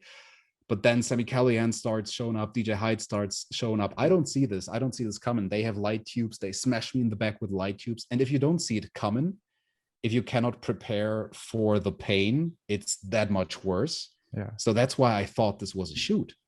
And nobody like told me like, hey, TJ, we're going to work with you here. They just like grabbed me, powerbombed me into the corner, grabbed me, powerbombed me again. And I was like, oh God, they're trying to hurt me because I injured one of their guys, rightfully so, you know, like, but yeah, then the entire locker room emptied, the baby faces ran out, and it was actually Drake Younger and Danny Havoc who like took me aside in the corner and told me like, TJ, it's all good, it's not your fault, because I was like, what's happening? And they just told me like, don't worry, nobody's mad at you, it was an accident, just they reassured me. And what a weird night, man. What a weird night. The whole tournament ended in a clusterfuck, and you know, like I was just being handed the trophy kind of like by default. And yeah, that was a crazy night. And you know, afterwards, after the show was over, just seeing the helicopter land was so eerie and surreal. You gotta know this, like the fans were not allowed to leave because of like the parking situation. Like if there would have been like a lot of cars leaving the arena, for the lack of better terms, the helicopter would have had problems to land. So they were just like, everybody stay where you are. So it was just like this massive circle of hundreds and hundreds of people, fans and co-workers alike. And we are all just standing there and, you know, witnessing Nikki being put on the stretcher and being put into the helicopter by the medics and being flown away. That was like, still to this day, like that part, the match I remember and everything that happened, but like the part afterwards still feels like a bad dream to this day. Yeah, it's just it's a bit of a horror show when you think about it. The whole situation, like not the entire match, because you know the first couple of minutes were, you know, business as usual, but then you sort of getting into that spot. You know, it's when you watch that show back, you know it's coming to, and it's just like. But you end up technically winning the Tournament of Death 8. We're going to be going into Carl's next round of questions, which do cover the Tournament of Death Rewind, which I presume was never planned and was just specifically to sort of redo the Tournament of Death that year, just to get a clean winner. Yeah. So, Carl, take it from here. Okay, cool. Well, thank you for saying that, Jack, because I was wondering what the hell is Tournament of Death Rewind. Now I know. The 29th of October 2009, we go for it again. The first round, 4 corners of hell, dog collar death match. You defeat John Moxley. You've mentioned John, obviously very topical to today's wrestling scene. What was this like working with John on this day? Super easy. John was always a pleasure to work with, and he was a creative guy. And in this match, a lot of people probably don't notice, but his main job as a worker, as a co-worker, was to cover up the fact that I was going into the Tournament of Death Rewind injured. I had just torn my PCL in my right knee 20 days before Tournament of Death Rewind. That is an injury that would normally put you on the shelf for at least 4 or 5 months, maybe half a year. But I was like, dude, I'm supposed to win Tournament of Death. Like, I cannot call in sick. Like, I have to take this booking, injured or not. I could barely walk. Like that's when I had to start wrestling with 2 knee braces. I already had a messed up knee from prior, but now my other knee was also gone. So I had 2 bad knees. I'm wrestling with 2 knee braces now, like Steve Austin. The one knee has a freshly torn PCL. I could barely walk. I remember like before the show, the doctor, he had to tape me up good. Like he put layer and layer and layer of tape on my knee, and like then a bandage on top of that, and then the knee brace on top of that. So my knee was pretty stiff. Like if you can normally bend your knee in like a 90-degree or more angle, all I could do was like a 15-degree angle. Like the knee brace made sure that I could barely do anything with my knee. And if you know that, go back to that match and watch it, because like in weird situations, like when I'm trying to like get to my feet or even get into the ring, like I just move in an odd way because my leg is so messed up. And if you don't notice, however, you could probably never tell, because John did such a fantastic job laying out the match with me in a way where the focus would be on other things. And for example, like we only had one spot where I needed to do a little bit of running as best as I could with the injury, where I was just like, we were connected with a dog collar and I was just like running rounds like around him and dragged the dog collar and he took the bump, which was kind of like a comedic spot. That was all the running we did. Like the rest of the match and the rest of the night, I didn't do like any running spots, you know? So yeah, we had some fun in that match, had some fun gimmicks like with the mouse traps. Dude, like they brought back the mouse traps for the match that he had with Kenny Omega for AEW, the Lights Out match they had in 2019. And they even included the spot from Tournament of Death Rewind where Moxley gives me like a Uranagi onto the mouse traps. And they did include that in the hype package of his match against Kenny Omega. And then they do the gimmick, like the mousetrap board in like as an homage to Moxley's deathmatch days. And I would have just happened to be the guy that he did the mousetraps with. So that was cool to see. Awesome. But yeah, fun working with Mox, super easy. And dude, like I could tell that the guy is smart when I pitched my idea for the finish, because not every guy would have agreed to do that type of finish, because a lot of guys would have been afraid to look weak. Because what happened was the finish was a throwback to the first Tournament of Death a few months earlier, where I had won the first round match by having DJ Hyde tied up in the ropes and hitting him over the head with a cinder block. And I had Moxley in a very similar situation where he was also kind of like tied up in the ropes, and I was threatening to do the same thing I did against DJ Hyde, to hit him over the head with a cinder block.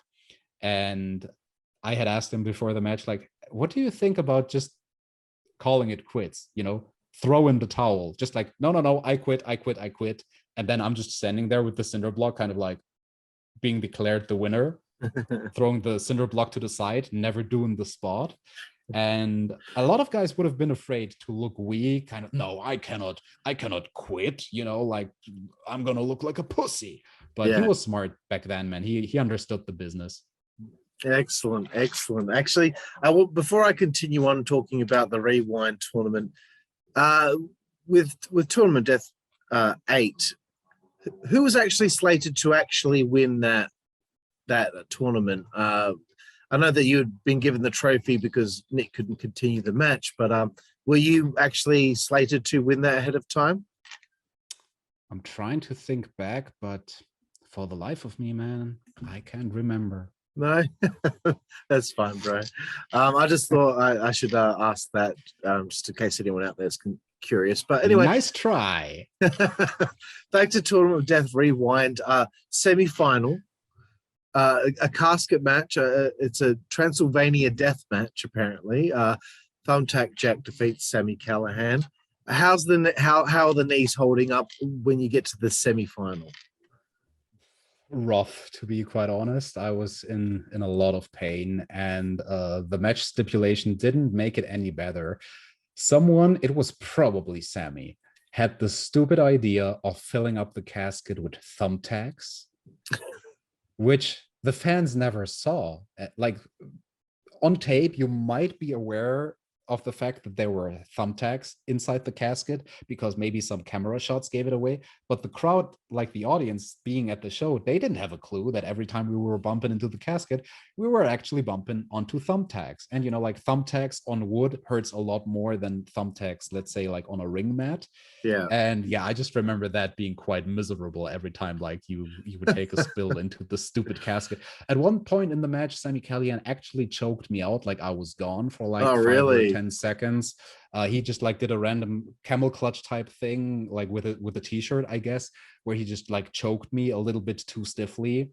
And like I didn't have a way to tell him. Like I was trying to give him like the Iggy or something, touch him or let him know, like, Sammy, I cannot breathe. Like I remember trying to speak, but I couldn't speak because I was being choked. And yeah, I was just losing it. Like I remember that, like legit, like just like in a movie, like you would imagine, like it just, everything gets black and black and black, and you start to lose your vision and you start to fade. And I remember like, so is that going to be like how I'm going to be eliminated in this tournament of death? I'm just going to like collapse because the guy choked me with a shirt. Fuck. That's a bad finish. And speaking of the casket, they probably just filled that with popcorn, and no one would have known any differently. So okay, you get to the final, with two bad knees. You get to the final. It's a House of Pain. You take on MonetMaaate. You defeat him. And through all this process, from my research, correct me if I'm wrong, you become the CZW Ultraviolent Underground Champion as well. Yeah, I already became the champion like in the second round. You already Sami, run it. So you beat it. Okay, I'm going you beat Sami into the finals as the new champion, so to say, defending the title in the finals. Excellent, excellent. Okay, so you spoke about the semi-final. How did the final go? That was against MonetMaaate. I always loved working with MonetMaaate. I think he is so fucking underrated. That guy is fantastic. And I remember like, this was not the first time I was wrestling him. I had wrestled him prior, just a month prior. Like this was shortly before I had torn the PCL. So when I wrestled MonetMaaate a month prior in Germany, that's when we had the best match. And I mean that as in the best match of my career, which happened in Germany. You know, like we did a 32-minute Texas death match with the old school Texas death match rules. And those awesome rules just contributed to the drama. So we had just had this amazing match in Germany, and a lot of people probably have never seen that one. The match that they ended up seeing was the one at Tournament of Death, which was still good. Some people like even message me up to this day telling me like, dude, like this is my favorite Tournament of Death final match ever, the one me against MonetMaaate. And I'm always just thinking like, thank you, I appreciate that, but if you only knew how good the match was we had in Germany a month prior. All right. So if I could change anything about history, it would probably be that. I don't know. I would probably just want to do the old school thing of, you know, just like you did in the territories. Like you could just do the same match a few nights in a row and nobody would know. And nobody like from the US crowd, like nobody had seen the match I had with MonetMaaate in Germany.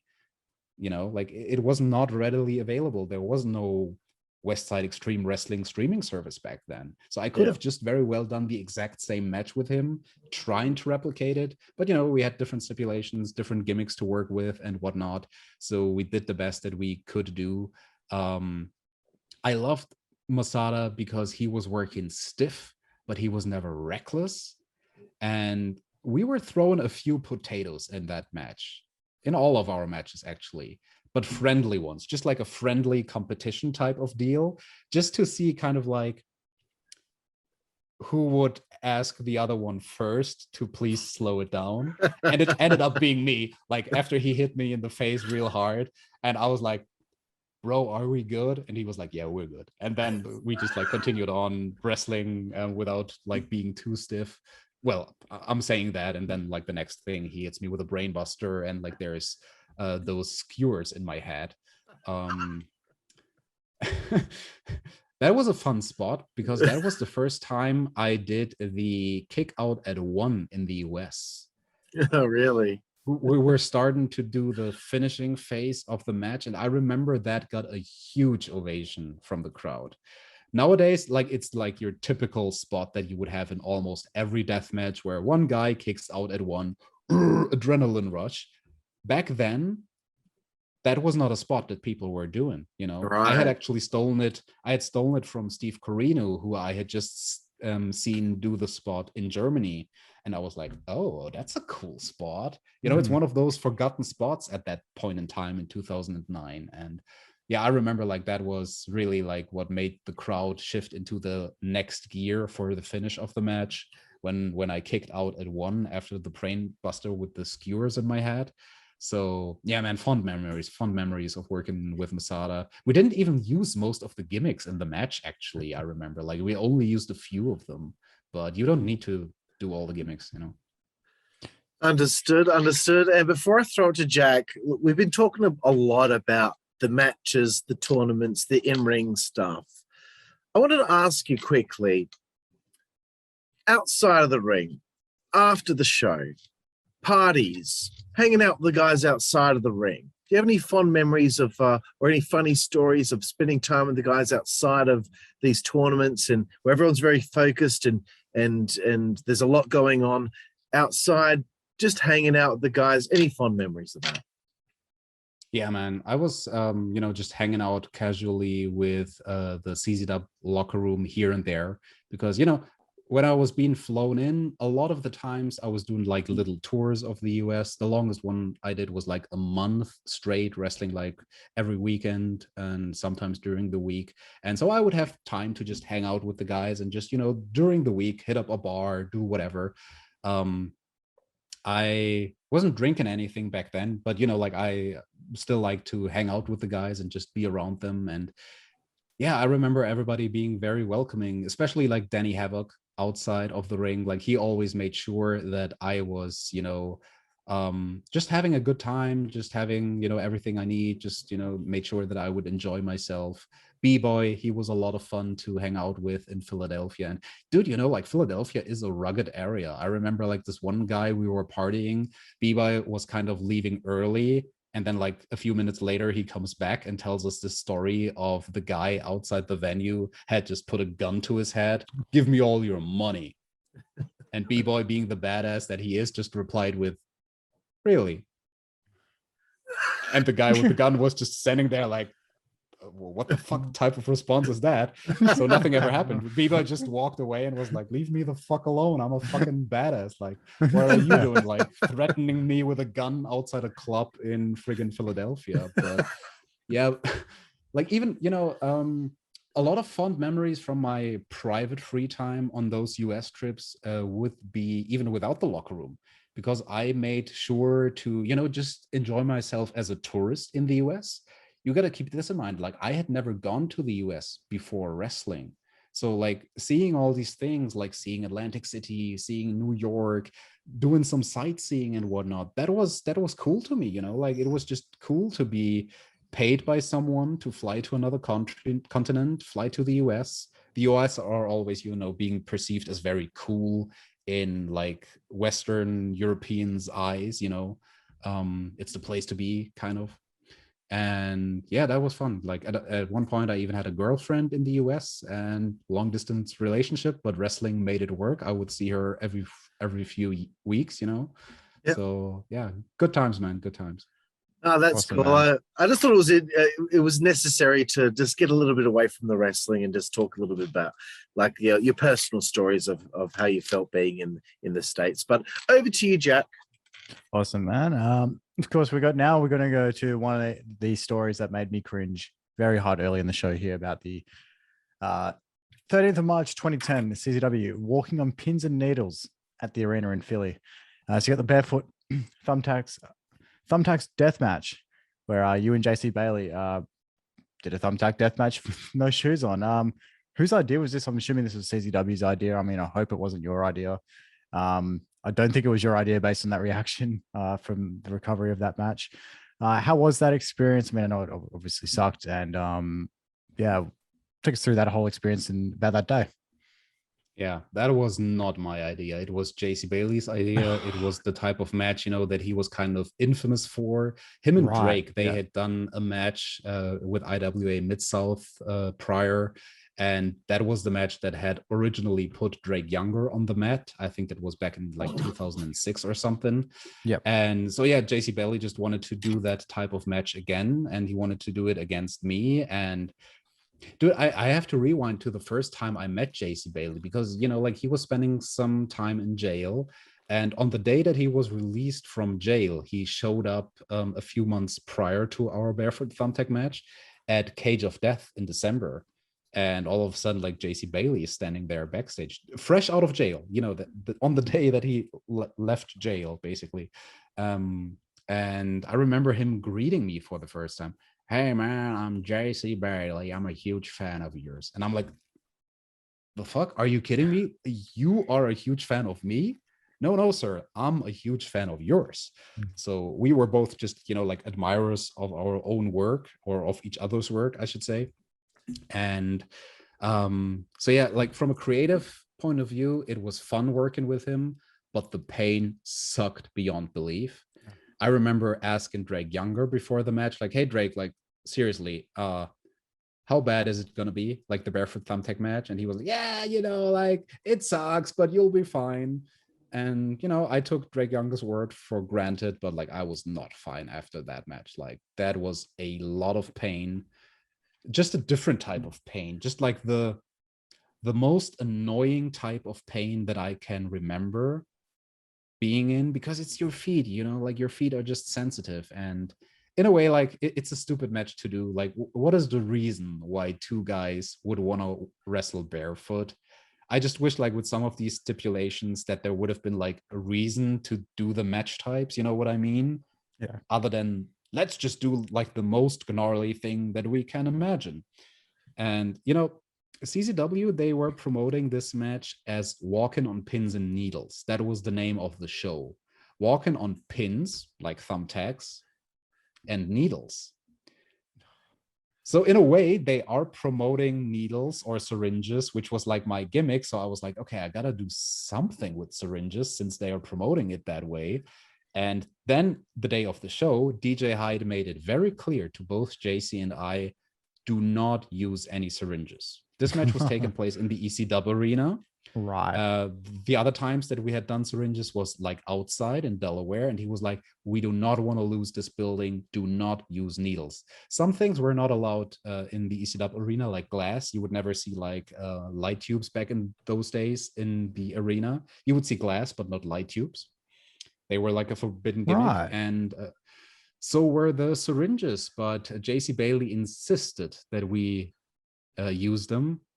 And like he took me aside before the match and he was like, TJ, like, I'm going to take all the blame on me, but I really like want to get stabbed in my feet with syringes. Dude, like, I don't know if I should even tell the story, but JC Bailey's original idea was to get stabbed with 10 syringes through like every toe, like so that the needle would come out through the nails of his toes. And I was like, I'm not gonna do that. No. Like we got to figure out another way to do that. That's uncalled for. That would not have anything to do with wrestling. That would just be a freak show type of thing. Like why would I do that? Like in a wrestling match, like speaking in kayfabe, like am I still trying to win the match, or am I just being a sadistic motherfucker who wants to like hurt his opponent badly? So that's when we came up with the spot where I was in a submission. I was like close to not tapping out, but like the ref would lift my arm. My arm would be falling once, would be falling twice. And like the third time my arm would fall, but my feet were going up. So like the crowd's attention would be on my feet. Like, what is he doing? What is he doing with his feet? So since I was barefoot, I grabbed one of the syringes like with my toes, put it from my feet to my hand, and then like stabbed him in the foot, which is like the infamous thing.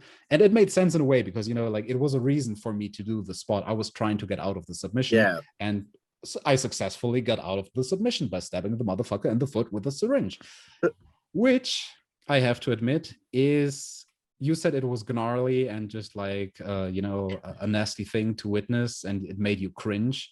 dude, it made me cringe. If you look closely on the tape, for like half a minute, I'm not looking at JC Bailey.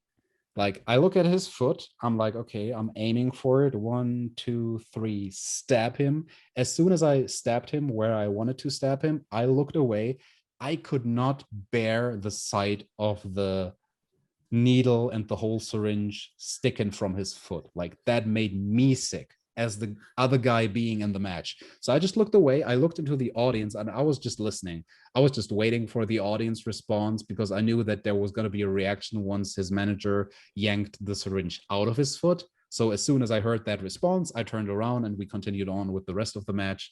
But yeah, that was a fun night at the office. Not afterwards, DJ Hyde, like, he was furious when we came backstage.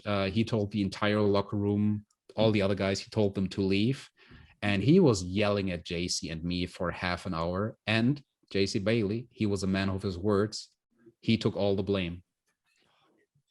He was like, man, DJ, I'm sorry we did the syringes. I'm sorry. It was my idea.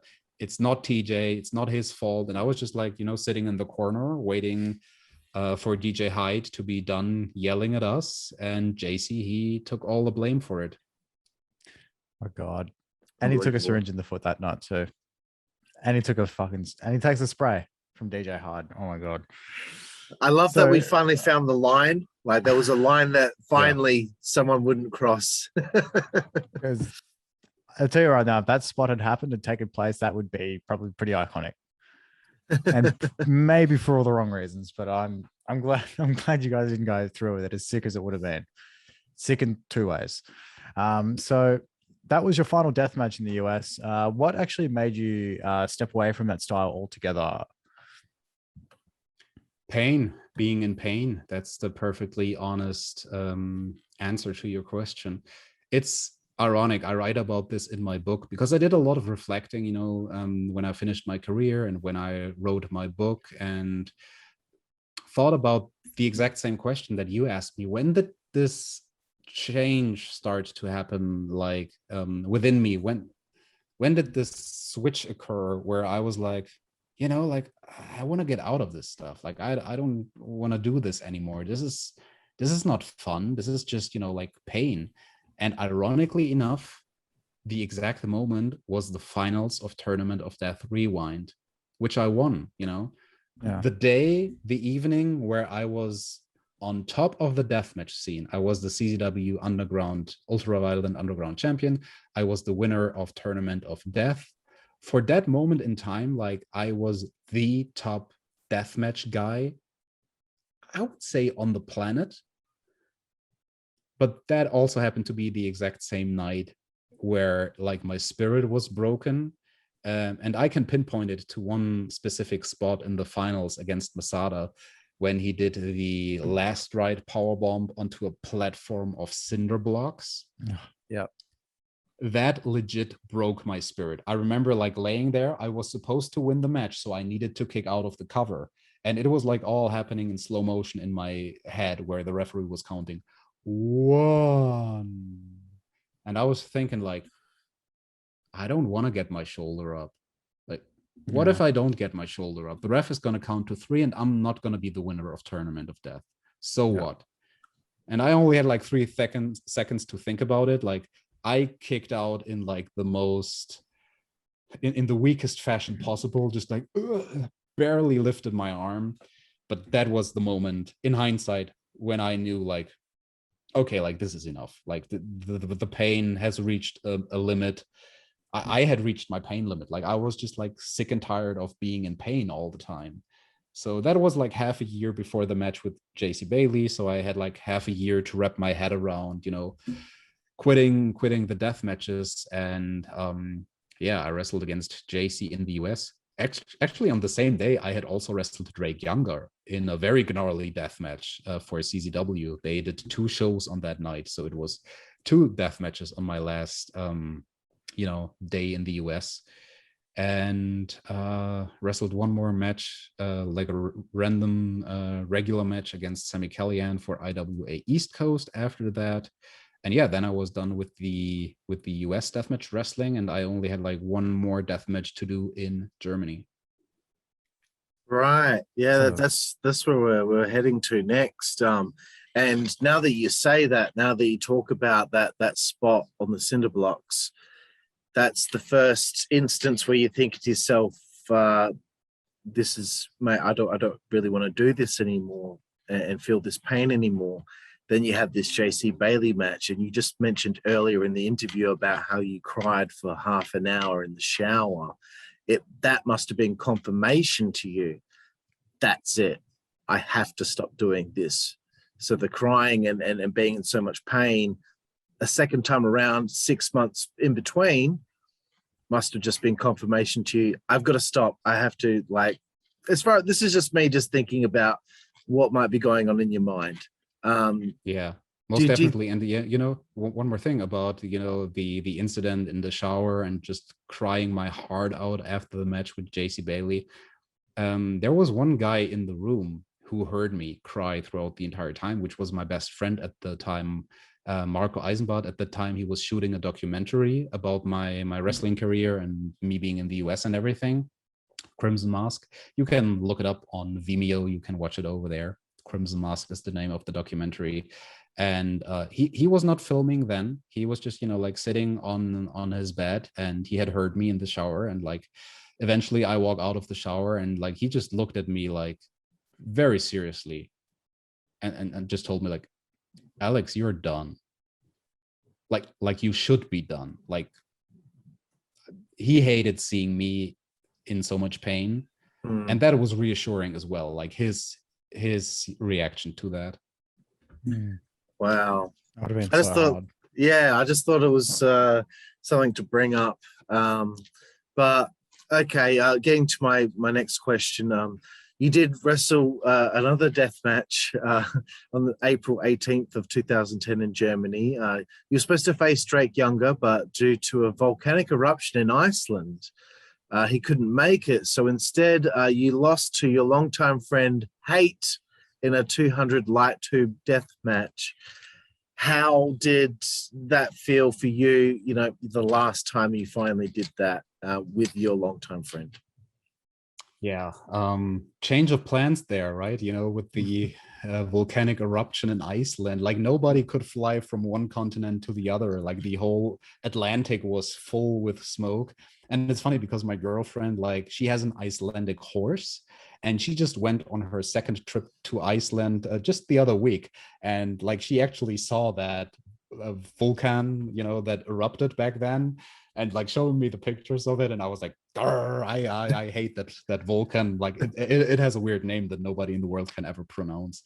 But yeah, that changed our plans. And we didn't have a lot of time to reschedule. You know, I remember on the day of the show, April 18, 2010, the promoter of WZWA, Tassilo Jung, early on in the morning, he called me. He told me, you know, about the volcanic eruption, and there is no way for Drake Younger to travel to Germany. And he asked me, like, what do you want to do? Do you want to delay the match? We can have it in half a year, or, and I didn't even let him finish the sentence. And I was like, nope, we're just gonna like have another opponent then, and I'm done. Like I had my mind set up, like this specific date was gonna be it. I was just, you know, I remember that day, like I remember the entire day from waking up in the morning to still being in the hospital at 3 or 4 at night, getting stitched up for several hours after the match. I remember everything. And yeah, when he asked me like, do you want to delay the match? I was like, nope, we're just going to find another opponent, and that's going to be it. It was actually the day before the show. There was 2 shows back to back, like one on Saturday, one on Sunday or something. So, you know, Hate jumped in, my good friend. He was like my mentor, like my father figure from my early days in WZWA. I have had quite a few matches with him, and he was the guy who gave me my break. You know, a lot of people maybe don't know this, but Hate, he was, the guy who ran WXW in its early days, in the Wild West days, all the way up until 2006. So he used to be the owner of WXW, the one who really created it. And in a way, it was poetic. It was just my story coming full circle. I had started with hate, I ended with hate. Yeah, sure enough, part of me was sad that I couldn't face Drake Younger, but facing hate was the more emotional type of match. And it was announced as a 200 light tubes match. We actually ended using 360 light tubes. It was madness. Like, it was not reckless or anything. It was just a lot of light tubes, but like everything was fairly safe. But like, it was like, in a way, it was the most intense death match I ever did. With this one, I didn't care about the pain. Like, I was like, just get through the last one and go out with a bang. Quite literally, break as many light tubes as possible. Just, create this big visual of, a ring filled with glass afterwards. Just break as much shit as possible without breaking a bone, basically, which is what we ended up doing. And he was a pleasure to work with. He was really nervous about it. He was so self-cautious, where he was like, man, like, I'm just a replacement. Like, I feel so bad that you cannot wrestle Drake. And I was telling him before the match, no, hate. Like, this is fine. Like, in a way, I prefer this. I prefer wrestling you in my last death match. And I trusted the guy, I put my life in his hands. He put his life in mine. There was actually a moment in this match that could have ended very badly. I mean, as in Nick Gage incident type of badly. Because I was like doing an elbow drop. I had put like what do you call these things? These lock cabins, light tube lock cabins on top of him. And I was doing an elbow drop off the top rope. He was rolling out of the way. I landed in the light tubes. That part was fine. But then the light tube lock cabin pieces were like broken and sticking up. And I was leaning backwards. And I was just going to puncture my back, kind of like where your lung is, leaning backwards into this broken lock cabin. And Haidt actually saw it. Like, you can see it on the tape, and he's pushing me into the other direction. He saved my life. Like, I still got a puncture wound from it. And you can see it to this day. Like, that's why I needed to get massive surgery on that day, because it was like a chunk of meat the size of like a child's fist that they would have to take out of my back and replace like with whatever they put in there and like stitch it all up, like with the drainage and everything. Like, it was nasty. It was bad. And but yeah, afterwards I was just, I was in a lot of pain, but on that night, the pain is not the thing I remember the most, but just, this overwhelming feeling of relief, of knowing, okay, this part of my career is over with. I don't need to do this anymore. This is the last death match that I'll ever do, and I'm fine with it. I've reached everything I wanted to reach when it comes to death matches. And so, yeah, I was actually quite glad to retire from that. Right. And, it's April 18th, 2010. And we'll get to October 2nd. But, there's a few months in between there. How was the transition away from doing deathmatch style wrestling to just doing regular style wrestling? And I guess another question I have is how long was it until your body, after all these years, started to feel maybe like back to normal before October 2nd? Or even if... Thank you. Yeah, that's a fantastic question, and I'm glad you're asking it, because nobody has ever asked me that question in that way. How long did it take for my body to heal up after deathmatch wrestling? I want to say that in August of that year, that was like 4 months after the last deathmatch, that's when my body really peaked. Like, I was all healed up. I was in good shape. It was summer. I was working out a lot. And, I was in the best shape of my career, which is eventually what, saved me from ending up in a wheelchair with the accident in the last match that we're going to get to. And yeah, doing the transition, it was fun. It was, I just remember that half year after my last death match and before the injury, I remember that part of my career very fondly. It was just like a fun summer. it was just easy, you know, compared to death matches and being in pain all the time. In a way, you know, like some people were concerned for me back then. And I remember Christian Jacobi, who used to be one of the guys who ran WZWA back in the day. Like he took me aside once and he was like, after having seen like my first few matches, normal matches, once I was done with death matches, he took me aside and he was like, Alex, I kind of have the feeling this is worse on your body, what you're doing now, than what you did with the death matches. Because I was replacing all the gimmicks with a lot of stiffness. We're just talking like stiff shoot headbutts, you know, like a call shoot, a work shoot, where you would tell your opponent, like, hey, I'm gonna do the spot in the match where I'm gonna ask the audience to be quiet. And once everything is quiet, you could hear a needle drop. I'm gonna hit you with like the stiffest headbutt, and you're just gonna hear this type of sound. Like that's the thing that I would do in most of my matches, and just like in general, like you know, like take bumps onto concrete and stuff like that. So I was not necessarily segueing into the healthiest type of regular wrestling, but you know, I was just, you know, working a style that I as a fan enjoyed. Yeah. And back then I kind of saw the light at the end of the tunnel, because, you know, the idea with me and WZWA was, okay, once I'm done with the last deathmatch, let me do one more year. Let me do one more year of regular wrestling. I can concentrate on my career in Europe. The US is not going to book me if I don't do death matches. I was well aware of that. I was not like on the level of, I don't know, like some of the guys in Ring of Honor who could just like have fantastic matches. I could have good matches, but, you know, like, not the best technical wrestler in the world. I'm no Bryan Danielson or whatnot. So yeah, still that was a fun phase. I included like some MMA type of things into my repertoire. That was fun. I remember one match in particular, wrestling against Alexander Wolf, who was just released from, you know, his NXT UK deal. And he was just coming up back in those days over here in Germany. I had a fun match with him. So yeah, it was a fun summer, good summer without a whole bunch of pain. Well, that's good to hear. So we'll get to it now. It's October 2nd, 2010 at WXW's Hates Fucking Birthday show. During a match, you took a powerbomb from MonetMaaate that didn't go as expected and fractured your 7th thoracic vertebrae. And the next day you announced your retirement. So please take us through that day, the moment that it happened, and the next day finding out, you know what, that's it. Yeah.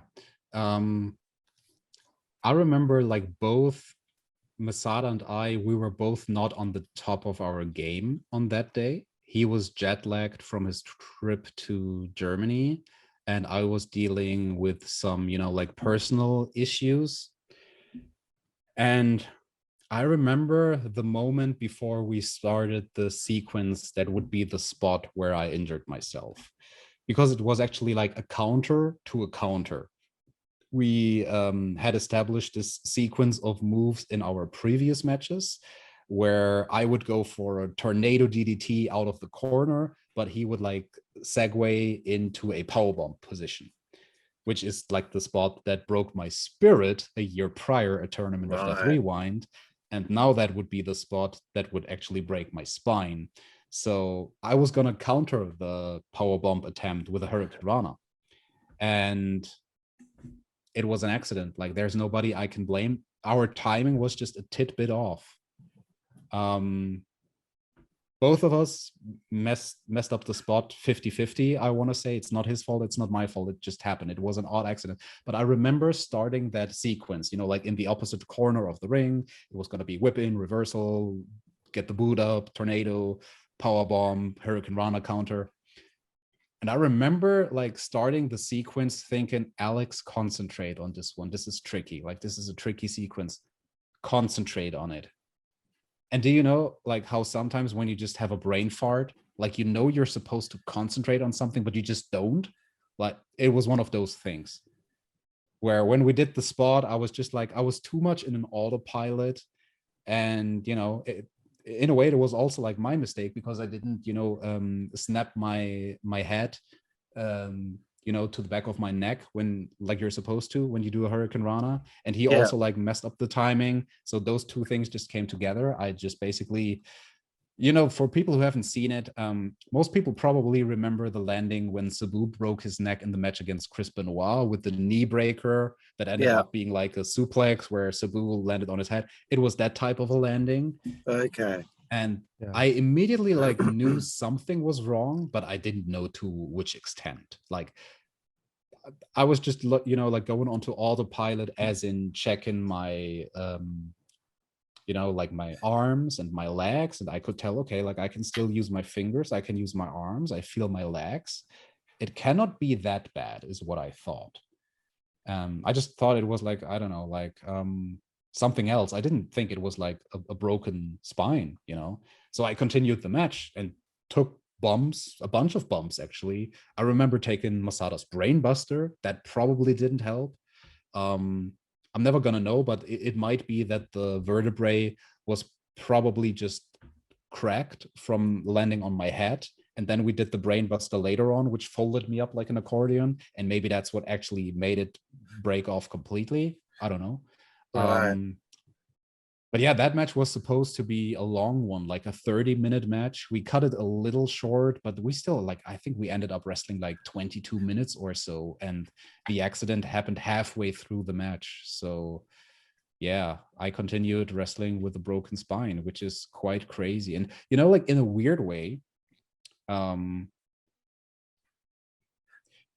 that kind of gives me a lot of peace of mind when it comes to my last performance, because for many years, I was very bitter about it. I was bitter about ending my career with an injury because you don't see that coming, I just felt I was being robbed by destiny or whatever of going into my last match knowing that it was going to be like my last match. I never had that experience. Like all of a sudden my career was done. And for me, it was just like a random show that I was working on a random Saturday against a guy that I really love working with, Masada. And but it gives me a lot of peace of mind when I look at it in terms of kayfabe, or in terms of like the character Thumbtack Jack, not the real life person Alexander Petranovsky, but like in terms of the character Thumbtack Jack. That dude broke his spine, continued a match, ended up winning it, whatever, because that was the booking on the day. That's a picture perfect ending in a way. It's not the ending that I would have preferred. Nobody wants to end their career on those terms, but in a way, like there is some poetry to that. You know what I mean?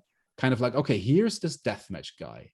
He's taken all these horrible bumps in deathmatch wrestling. Now he's done with deathmatch wrestling. He continues wrestling on in regular matches, injures himself, breaks his spine, but still continues the match and even manages to make his opponent submit, which was only one of 2 times in my career where I made an opponent submit with a new move that was going to be my new finishing move that I was going to establish that night. Well, you only saw that finishing move once, but you know what I'm trying to say? Like in a way, it is a poetic ending to my weird career, Yeah.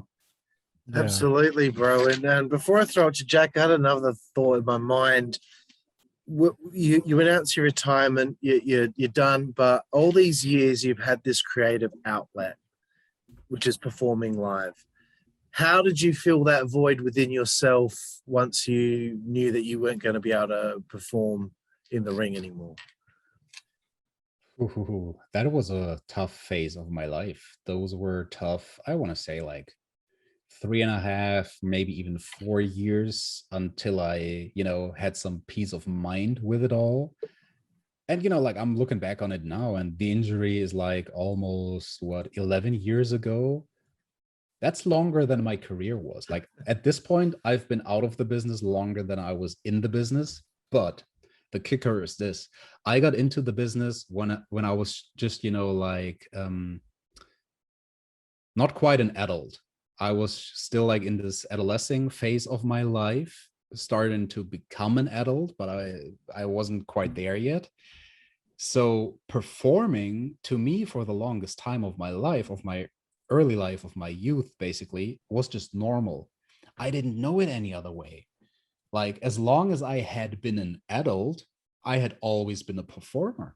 It's not like I started my career late in my 30s, like Batista. No. Like, you know, on my 18th birthday, I wrestled my first death match. You know, I was already a guy who had done this thing 2 years before I ever turned 18. So there I was at the age of 25. The doctor at the hospital tells me, like, you just broke your spine. And I was like, fuck. Didn't see that one coming. And you know, like the psychological aspect of it was much, much harder than recovering from the injury. With the injury itself, I got so lucky, and I always like had to remind myself of that. Dude, like, you got so lucky. Most guys would have ended up in a wheelchair. And that was my first question at the hospital. Like, why am I not in a wheelchair? I remember asking the doctor, and he was like, well, you're lucky that you are in good shape. You know, like your torso, you're pretty muscular. At that time I was, and that's what prevented me from actually, you know, damaging my spine to a point where I cannot walk anymore. So it took me like 8 months. Is that fair? Probably like 10 months to really rebuild my body, where I was in the same shape that I had been before the accident.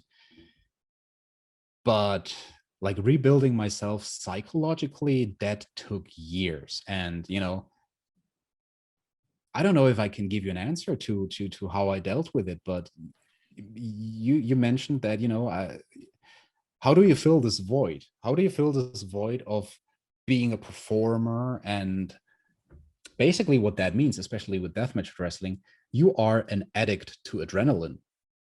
Like, what I was dealing with was not different from a guy who was on drugs, who was addicted to drugs, and then you're coming off of the drugs. Part of me is always going to be an addict. You know, I'm just sober, quote unquote, at this point, you know, where I've learned to deal with the fact that, okay, living a normal life is not going to mean feeling an guaranteed adrenaline kick every weekend when you perform. But that took me a long, long time. And I have to give a lot of credits to Matthew Nicomondo here, who stuck by my side throughout all that, you know, growing period after my career ended. I contacted him for the first time once I was done with my career. And, you know, like, he just guided me and helped me, and other friends did as well. And my partners did. But he was like a really great help to just give me a different perspective of, like, you know, like reconditioning me of, Alex, you are a person of worth. Every person is of worth. You don't need to do something where an audience cheers you on. And with deathmatch wrestling, let's be honest, it's something destructive. You're doing something destructive, and it's kind of perverted that is the thing that gives you a positive response from the audience. The more you hurt yourself, the more we're gonna love you. And it was hard for me to recondition myself, where I understood, like, wait, like, I'm a valuable person even if I don't hurt myself, you know? Right. Awesome. Thank you so much for answering that and being so honest. You know, that was an amazing answer. Over to you, Jack. Yeah, that's probably one of the out of the podcasts I've done, that's probably one of the best answers we've had to a question that we've asked at that sort of level. You know, like we've spoken to a lot of people who have had very challenging periods in their careers, and especially after the fact. And I feel like that was very fascinating and interesting, especially given the circumstances of the injury, which, of course, you know, a broken spine, it's just insane to even think about for most people, let alone, you know, people in professional wrestling, which can be somewhat common depending on who you ask and who you talk to. But getting back into the sort of the tail end of this interview here, we got the WXW Hall of Fame in 2010. I mean, that must have been sort of that's when, you know, you've kind of, yeah, you've completed it, sort of thing, because that's where you've started. And now where you've started and who have put you on the map, they're sort of you know, saying, you know, you're immortal. How was that whole experience for you? What was how was the Hall of Fame? Very bittersweet. That was just 2 months after the injury. At that point, I had rebuilt my body to a point where I could at least walk without crutches. But I was basically like walking like a stiff robot. Like my torso, like I couldn't bend it. I had to be straight the entire time to help the spine heal. And I was being inducted with 2 other companions, and one of them was Hate. So he was getting inducted into the Hall of Fame on the same evening that I was. So that was nice to bring it all full circle, like my whole career, as you said so eloquently. Like it started in WXW and it ended in WXW. But yeah, it was a sad and happy evening. You know, I said in my Hall of Fame speech, like nobody wants to retire at the end of 25, at the age of 25, you know, and you know, like hindsight 2020, you know, at that time, like when I was diagnosed with the broken spine, like what never happened to me was that a doctor had a conversation with me if I could ever continue on wrestling. I never had that experience that a lot of like guys in WWE, for example, would have, where doctors tell them like, I'm sorry to tell you this, but you're done. Like you're not medically cleared to wrestle anymore. It's just something that I assumed. You know, like I was in shock when the doctor told me you broke your spine, and I just reckoned, well, that's it then. Like I cannot wrestle anymore. So I was the one who made the call. It was not a doctor. As we said, like 10 months later, I was in good health again, and I was completely healed from the injury. And I don't know, if I had known that back then, like on the day of the injury, would I have retired the next day? Maybe, maybe not. I don't know. But yeah, I just remember the Hall of Fame. It's bittersweet, but you know, like I'm looking at the Hall of Fame ring right now, like it's here on my wall. So it's something that I hold on to very dearly. As you said, like it immortalizes you in a way, being put into a Hall of Fame. And in the end, you know, like for the character Thumbtack Jack, there wasn't that much left to do. Like the story of that character had come full circle. So it is what it is, man. And unless you were going to somewhere like, you know, WWE to wrestle or yeah, anywhere else that would have been major at the time. And I mean, can I say something about that? Sir? Because yeah. that was actually a struggle that I had, to be honest, if we want to take a deep dive, like psychologically here, because it wasn't that long after my career ended that Moxley got hired by WWE. Right. And I remember like this was 2011 when he started being in the developmental system. And I remember him in 2011 doing an interview where he was being asked about WWE. Hey, is that a thing on your radar? Do you think you could ever work for WWE? Do you think they know who you are? And he answered like, they have no clue. They don't know who Jon Moxley is. They don't see any of the stuff I do on the indies. I'm never going to end up there. A few months later, he ends up there because without him knowing, he was already on their radar. All I'm trying to say is, I don't necessarily think that I was on WWE's radar. Most likely I wasn't. But for the longest time, I really had some bitterness in me because I, like with my career, I had the feeling for a while that I hadn't dreamed big enough. WWE was never my goal. And that has to do with me being a European and wrestling in the early 2000s. You know, like NXT UK and all that started being a thing in the mid 2010s. When I was working, like you didn't see that on the horizon. You didn't see the possibility on the horizon that a European person could ever wrestle for WWE. So it was never a goal of mine. But then when I started seeing my colleagues ending up in WWE, my former colleagues like Moxley, Drake Younger, and others, that's when I realized like, oh, having done death matches does not disqualify you from maybe ending up in WWE. And I always thought I'm European, that disqualifies me from going to WWE, and I'm a deathmatch guy. So those are two things that disqualify me from ever having a chance to go to WWE. So that was never my dream. And that was a weird phase in like 2011, 2012, 2013 to deal with that, you know. Yeah, to deal with the fact that in a way, like I didn't dream big enough. So if I can say anything like motivational for people out there, don't be afraid to dream big. you know. Yeah, definitely, man. Don't be afraid to dream big. That's true. Like, and it's insane to think about how many people that are, have gone into WWEs that we used to watch, like, on the internet, in the early 2010s, late 2000s, even earlier, like John Moxley, etc. Like, you never would have expected them to sort of get to the point they are now. But of course, you have other circumstances. I also feel like that may have stopped you, of course, being your spine. But on the 7th of May, 2016, you actually had another match. I actually I didn't. I was gonna say, Oh. Jack, I wasn't sure if it was true or not, but like this was what was in the research. So It's a myth somewhere on Myth. Wikipedia. Don't Well, believe the internet. sorry, George. But go on. Nettleson, who lost his toughest motherfucker of Europe trophy title to you. So apparently this is that. it was on cagematch.net. I don't know. I was like, oh, maybe yeah, you did like come it was just a random thing, like a funny segment in the Netherlands. And when I retired, I was actually like the Dutch toughest motherfucker of Europe, whatever. Like, it was a title that I had and that I retired with, basically. So just like kind of like as a throwback to the past, we did like a fun thing where I rolled the guy up. But it was not a match. Like, all it was like I kicked him in the balls and I covered him. Like, all the other guys did the match. Like, I was never officially in the match. Like, I was just like I was the commissioner of the show or something, or the host of the show. And then just like when the champion, was like kind of being beaten down, I just like announced, okay, and now I'm part of the match. Kicked him in the balls, covered him. Here I am reclaiming my trophy.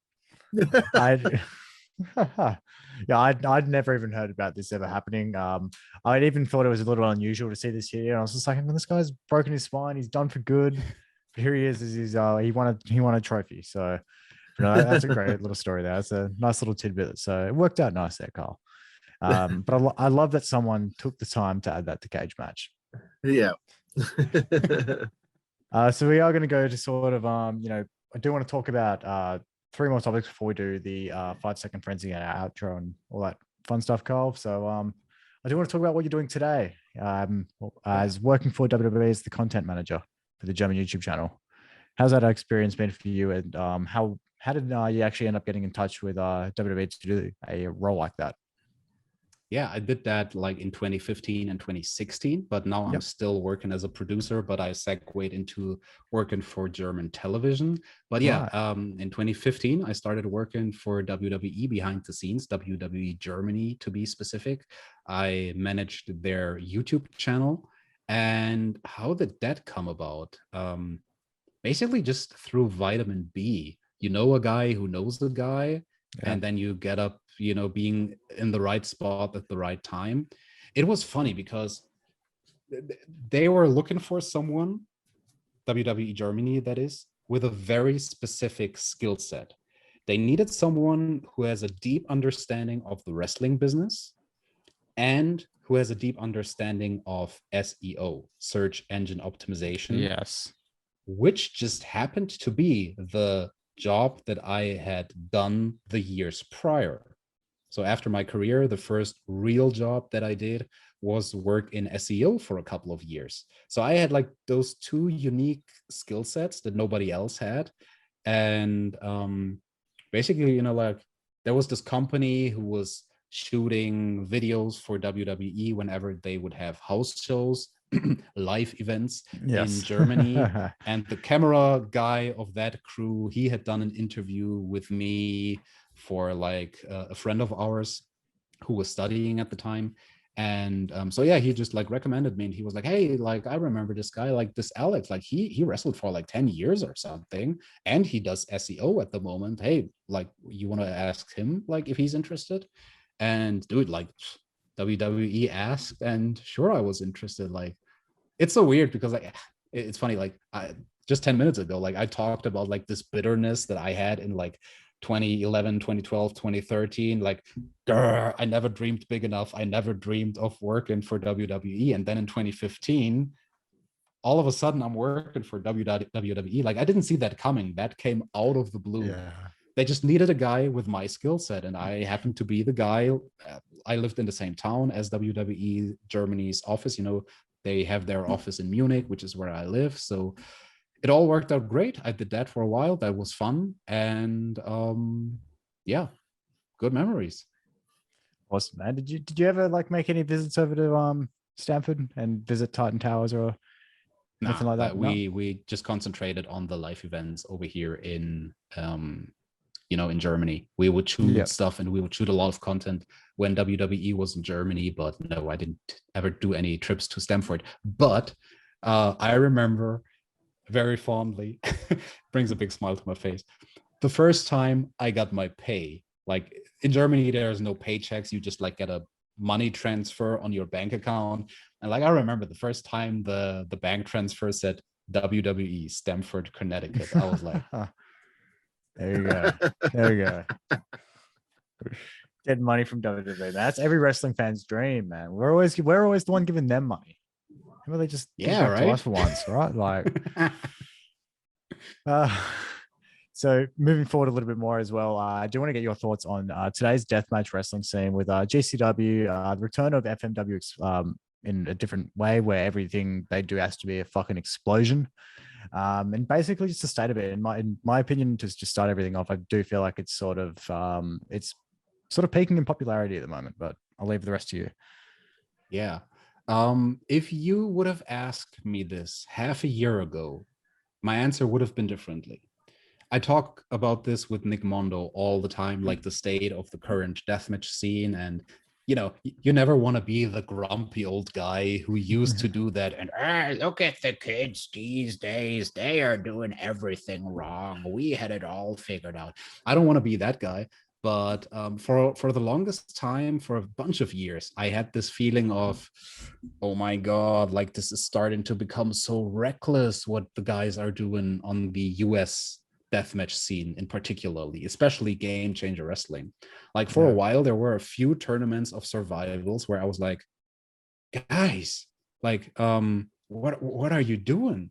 Like it seemed to me for a while that it was just, like a competition of the guys trying to see who can get the worst injury, and that would be the hero of the night. Like who could get sliced up in the worst way possible, and he's gonna be the hero. Like, no, that's not how it's supposed to work. And guys would, do reckless stuff in the first rounds of tournaments, like bumping into razor blades, which is something I did once in my career. And when I did it, I made sure that it was highlighted. I briefed the camera guy. I told him how to shoot it, which angle, when to get the close up. I told him when I was gonna pose for the camera, basically, so he could film the cuts on my back and whatever. Just making sure that, you get the most out of it. And then guys are bumping into razor blades in the first round of a tournament outside of the ring, where like 5 guys can see it, like the 5 people in the front row, but there's no spotlight on it. Maybe the camera doesn't even catch it. The rest of the audience never sees it because it happens outside the ring. Stuff like that. That's just one example. But, that's like the reckless nature of the deathmatch scene. But yeah, I made an effort to watch Tournament of Survival 6, which happened this year, 2021. Because my close friend Matt, he was getting inducted into the Hall of Fame, the Game Changer Wrestling Hall of Fame, the previous day. So I was like, okay, I'll check it out. Like, he had talked to me like about the show, and I was kind of curious. So I checked it out, and I was like, okay, the guys are starting to wrap their head around it in the right way. Like, they are starting to slow it down and starting to accentuate the spot. And it's not just like, I have the feeling it's not as reckless as it used to be in prior years. They will still do gnarly stuff, but they will time it much better these days. You know what I mean? Like if there's a big spot happening, they make sure to milk it, to set it up, to make sure that the crowd has some anticipation, and boom, then they do the spot, rather than just spot, where it becomes a big clusterfuck of things. So that's the thing with Game Changer Wrestling. There's a bunch of guys where I feel like I would have had a lot of fun working with them. This Atticus guy, if he would have been around when I was wrestling, we could have had a great match, I feel like. And as far as FMW Explosion is concerned, I haven't seen any of the content they have put out. How many shows have they done? Only one or two, right? One or two, yeah. I remember the first show was in like what looked like a flea market of some sort. Okay. It looked like it's still Anita and all the boys doing the usual stuff they were doing, 20, 30 years ago, but it's just they're all just old, and it's all just the same old thing we saw before, the exploding bats, the exploding barbed wire and all that sort of stuff. I think they've done 1-2 shows, maybe tops, no more than that though. Yeah, the thing is, like, there would be a place for that, but doing it just like every show, like, this is our gimmick, we are the explosion guys, every show is going to be explosions, everything is going to be the same, it's just going to be blah, like as you described. It's going to be the feeling of, I've seen this before, like, give me something new, give me a new spin to it all. And I don't necessarily think that's the right approach to milk it for more than it is worth. Yeah, and I did like see it, like hear and read as well. Not too sure, if I'm going to say I'm going to read something, it's by a journalist or wrestling site. Credibility is in question. But I did read that Onita was like, he did see the appeal in the AEW Revolution of this year, and was like, oh, maybe if there's still an interest in that market, I can bring this style back. So it would be interesting to see how just one more thing real quick, because that's like, I'm trying to put myself into like Unita's head here. This is one thing about like my career, which ended at the end of, like at the beginning of the 2010s, I should say, in 2010. We didn't have the same cameras back then that we have nowadays. So to me, that would be a reason, and I think it is for Onita.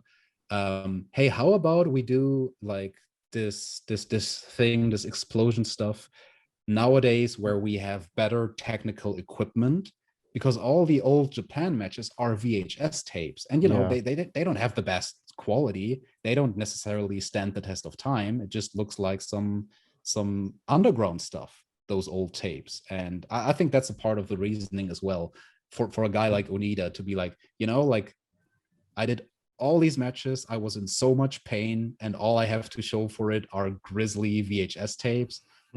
I'm going to do the same stuff, but this time I'm going to do it in high quality, high definition. Let's do it in 4K. Yes, exactly. That's actually a pretty good mindset of doing it. Like, maybe he wants to do it in as many different, just in all the eras of media, man, as many as he can. Like, in 20 years time, he's going to be doing death matches and holograms.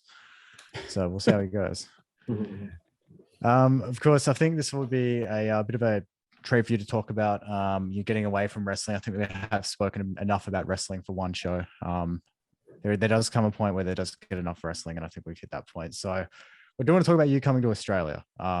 Yes. So everyone that listens to the show knows that we are in Perth, Western Australia, and one of the biggest reasons that I followed you is the fact that you still post a lot of your Australian travels on Instagram, and obviously the fact that you're Thumbtack Jack. But I found it was awesome that you were shouting out Australia in your description, in your bio, that you were talking about Australia all the time. So I really wanted to take the opportunity to give you just to talk about your time in Australia. And more particularly, what fascinates me is the fact that you were in our state for a pretty prolonged period of time. And, it just sort of blows my mind that someone like yourself would come all the way over here to Western Australia, a place where people mostly disregard in the world, and spend a lot of time here. So tell us about your time here. What made you come all the way over to the most isolated city in the world? Yeah, that's exactly it. Perth, Australia is the most isolated city in the world, and that in and of itself has a unique charm. And in the mind of a lot of Europeans, when they think of Australia, they think of Sydney and of Melbourne, maybe of Brisbane, but that's probably it. That's probably all the cities that people can think of. And the charm of Australia being a German, that's the other end of the world. Like, to me, if you look at the globe, like, that's pretty much the other end of the world. Technically it would be New Zealand, but Australia is close enough. So in that way, it always had like this fascination to me, kind of like, yeah, that's as far away as you can get from things. I've been to the US plenty of times and I cherish those memories. But, you know, like Europe and America, the American continent, that's not that much of a distance. You know, it's just like a rather short flight. But however, going to Australia, if you want to go to Perth from Germany, you're going to fly for 19 hours. If you want to go to Sydney and you get the best connection possible, you're going to travel for 23 and a half hours. So you're going to travel for an entire day. If you have a good connection. If you have a bad one, you're going to travel for 1.5 days. Yeah. And I always make sure to have good connections, you know, to fly from Munich to Doha and from Doha to Australia. And first time I went there was very spontaneously when the WWE Germany project ended. And I was like, okay, what do I do now? And I just asked my girlfriend, like, how do you feel about going to Australia in like 2 or 3 weeks? And she was on board. So we booked flights and went there on a spontaneous vacation. The first time around, we just like did the thing that you would expect, you know, like we flew into Sydney and we traveled all the way up the East Coast and, you know, all the way up to Cairns, where we ended up, you know, going to the Great Barrier Reef, did all the fun stuff, you know, go to the koala park, koala sanctuary in Brisbane. And then at the end of the trip, flew back to Melbourne, checked that out. So, okay, that was my share of the East Coast. That was cool to experience. And I loved everything about it. You know, Australia to me is like the perfect combination of certain things that I find in the US and that I find in Europe and that I cherish. So Australians, they are as polite as British people are, but their landscape is as vast as the US American landscape. One could even argue that in a way, Australia's landscape is even cooler because you have all these different climatic zones. You have the subtropics, tropics all the way up in the north. Of course, you have the desert in the middle.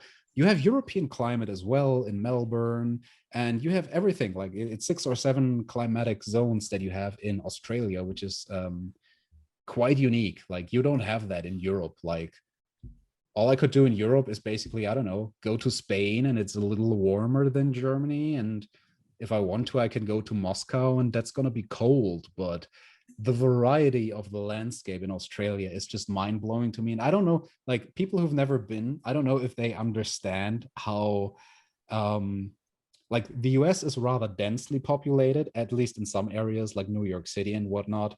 Australia is the opposite. Like how many million people are living in Australia? Like 30 million or something, 35 million, maybe 40 million. Pretty sure that's far less. I'm gonna Google it. 20 something million. Yeah, I know it's probably not a lot. Like if you compare it to the US where it's like 350 million or something ridiculous, the US population is different. We've got 25 million over here. 25 million. There you go. That's kind of cute to think of. You know, like me, I'm a German. We have like 80 something million Germans. Right, so, yeah, Australia is like less than a third of the population of Germany, but it's like so much bigger. The country is its own continent. And I love everything about it, man. Like I love the Australian mentality, especially, you know, being a German. Everything is like very strict and organized and in Australia, everybody's just like, whatever. No worries, mate. No worries, mate. No worries, mate. Yeah. And it's kind of like I don't want to talk in cliches too much, but it's kind of like the California vibe of going on with your life, just like kind of like carefree, but at the same time, Australians, they are just like super polite and they are so guest friendly. That's also the thing. Since you guys are so isolated, Australians are so very guest friendly. It's unbelievable. It was mind blowing to me to experience that. And so I love the first trip where I did the East Coast, and then I decided to come back in early 2018, and that's when I had a longer stay in Australia. I used all my year's vacation. I took 6 weeks off to go to Australia, and I started my trip in Perth this time because I wanted to see the other part of the country. I had seen the East Coast, now I wanted to see the West Coast.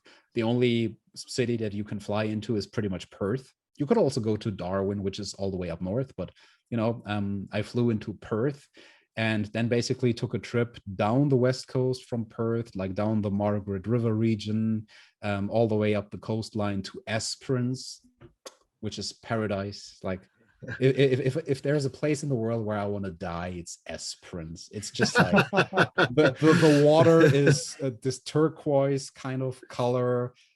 It's like a dream. It's so beautiful over there. And yeah, then I continued on the coastline. Eventually, once like I was in the middle of the continent, I drove all the way up north on the Stewart Highway to see Uluru and all the fun stuff, and then eventually took a turn to the right and ended up on the northern part of the East Coast again, you know, with the subtropics, Townsville and Cairns and these places. So yeah, like in a span of 6 weeks, like I've driven through all the climatic zones of Australia, and like that was the ultimate freedom. Like talk about the trip of a lifetime. Like Matt keeps telling me that over and over again, like, Alex, the trip you took to Australia in 2018, that is so unheard of. I've never heard of anybody do a trip like that. It was just me that time. I didn't fly there with my girlfriend, but it was just me. Like, and I rented this vehicle that I could sleep in, like a long stretched vehicle. And yeah, I just drove up and down the country, and you know, like wherever the wind would take me. That was fantastic. Amazing. That is such a beautiful country. And I talked about this with Jack a few months ago, where I asked him, like, which parts of Australia have you guys seen? And you haven't seen nearly as much as I have, right? Like, you've never left Western Australia. You've seen, I mean, I've left Western Australia. Actually, a fun fact. I don't know if you know about this, Carl. I've been to Germany. I've been to Germany before. I've been to Frankfurt. Okay. In fact, I was in Los Angeles the day of 9/11. But anyway, it's a different story for another day. No, actually, for where I've been in Australia, I've got family down in Victoria. So I have left Western Australia, but only to Victoria. I don't think I've visited any other states or seen any other places. In terms of Western Australia, Bunbury, Bostleton, maybe a bit of Margaret River, Dunsborough.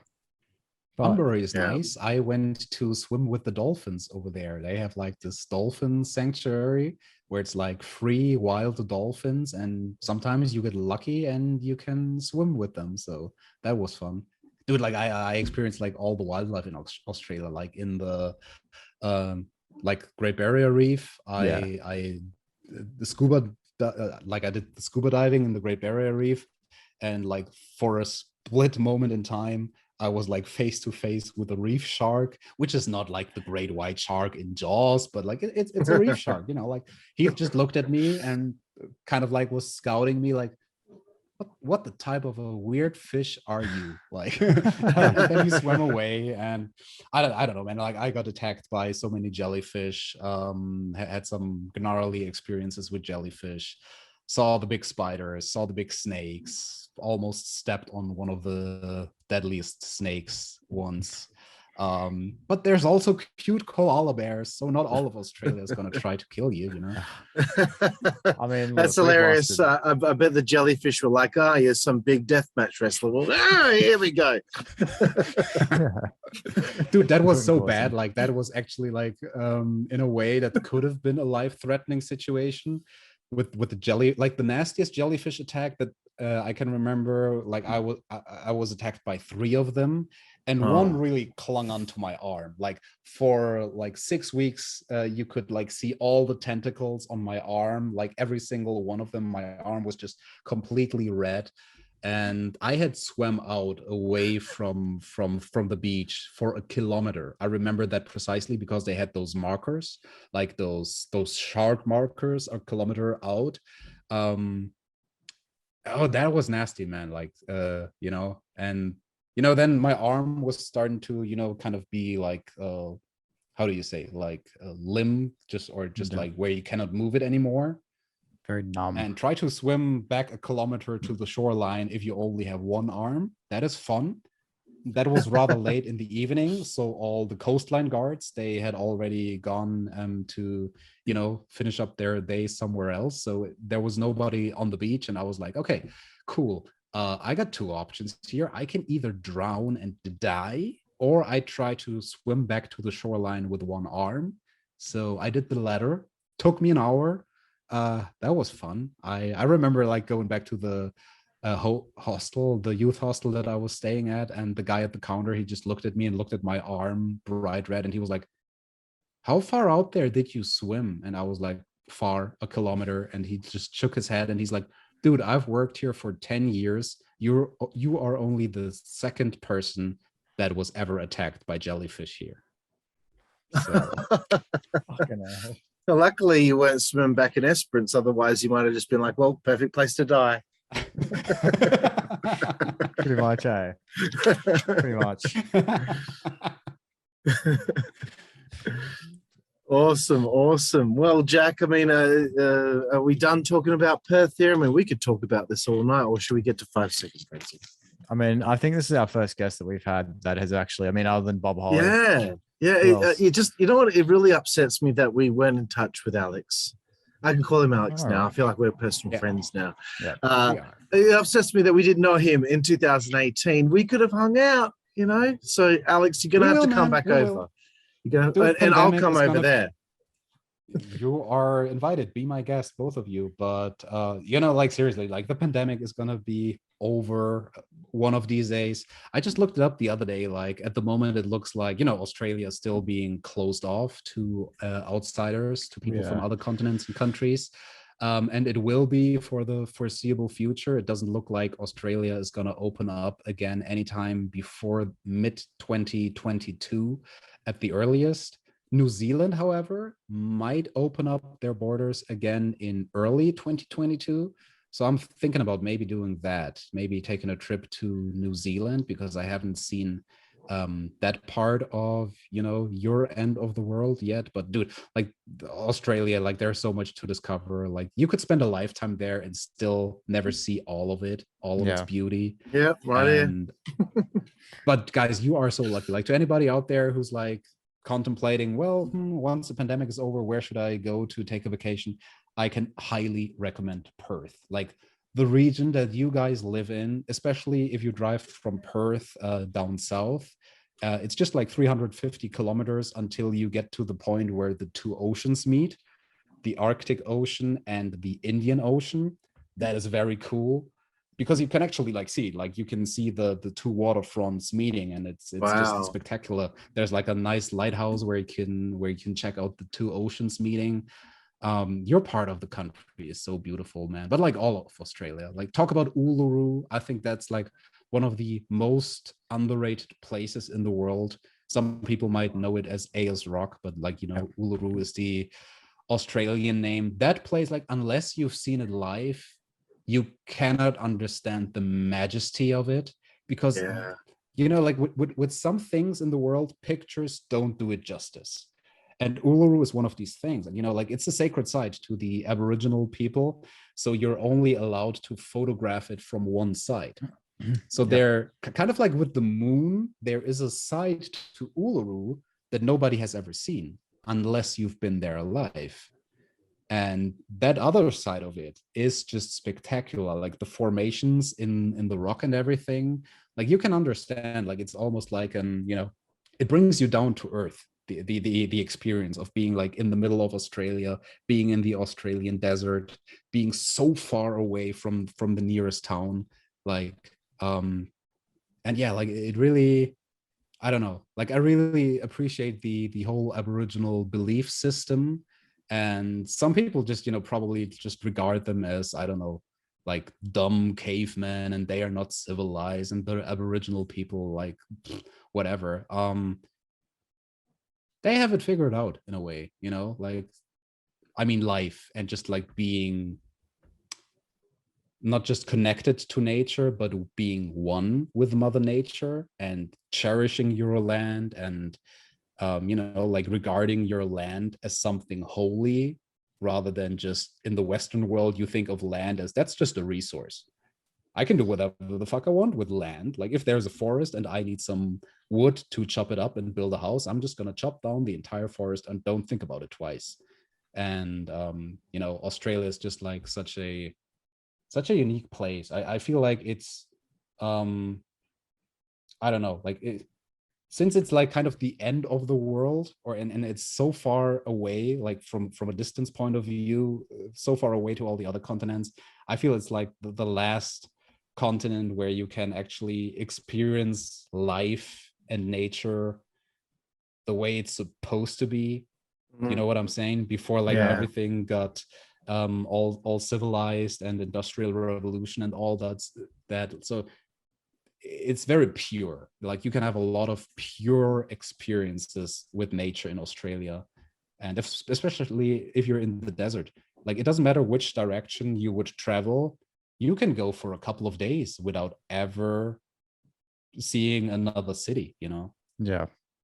Wow. It's like even you could. I know the drive from like Perth to Melbourne is like 5 days, and between there you're seeing one city. That's 5 days with just one city. And the minimum from Perth. It's a 3.5 hour flight to the nearest city. Yes.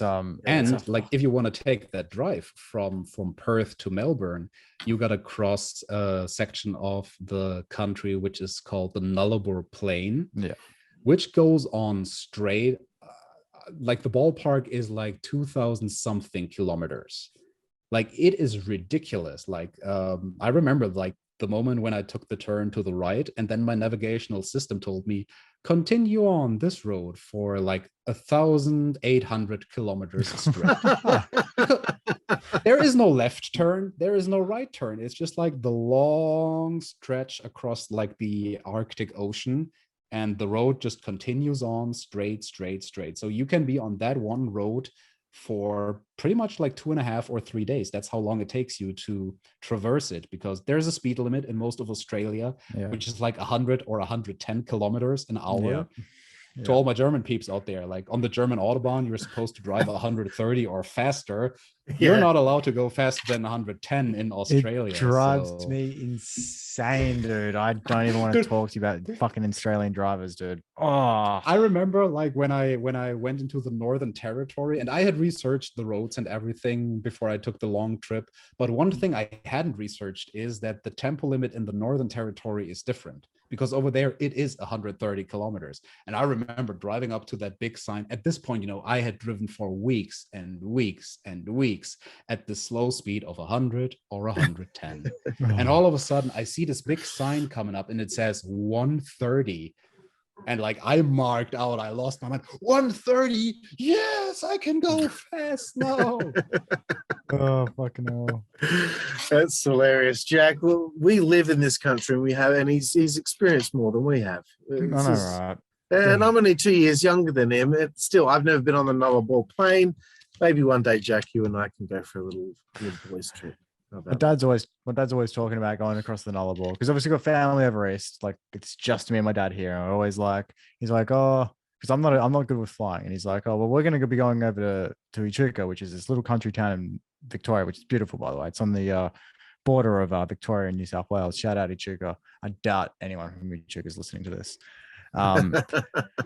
So it's like there's always a situation. It's always the same conversation every time it goes over. It's just like, well, you gonna come over with me, or are you gonna like stay home? And I always stay home because I just hate flying.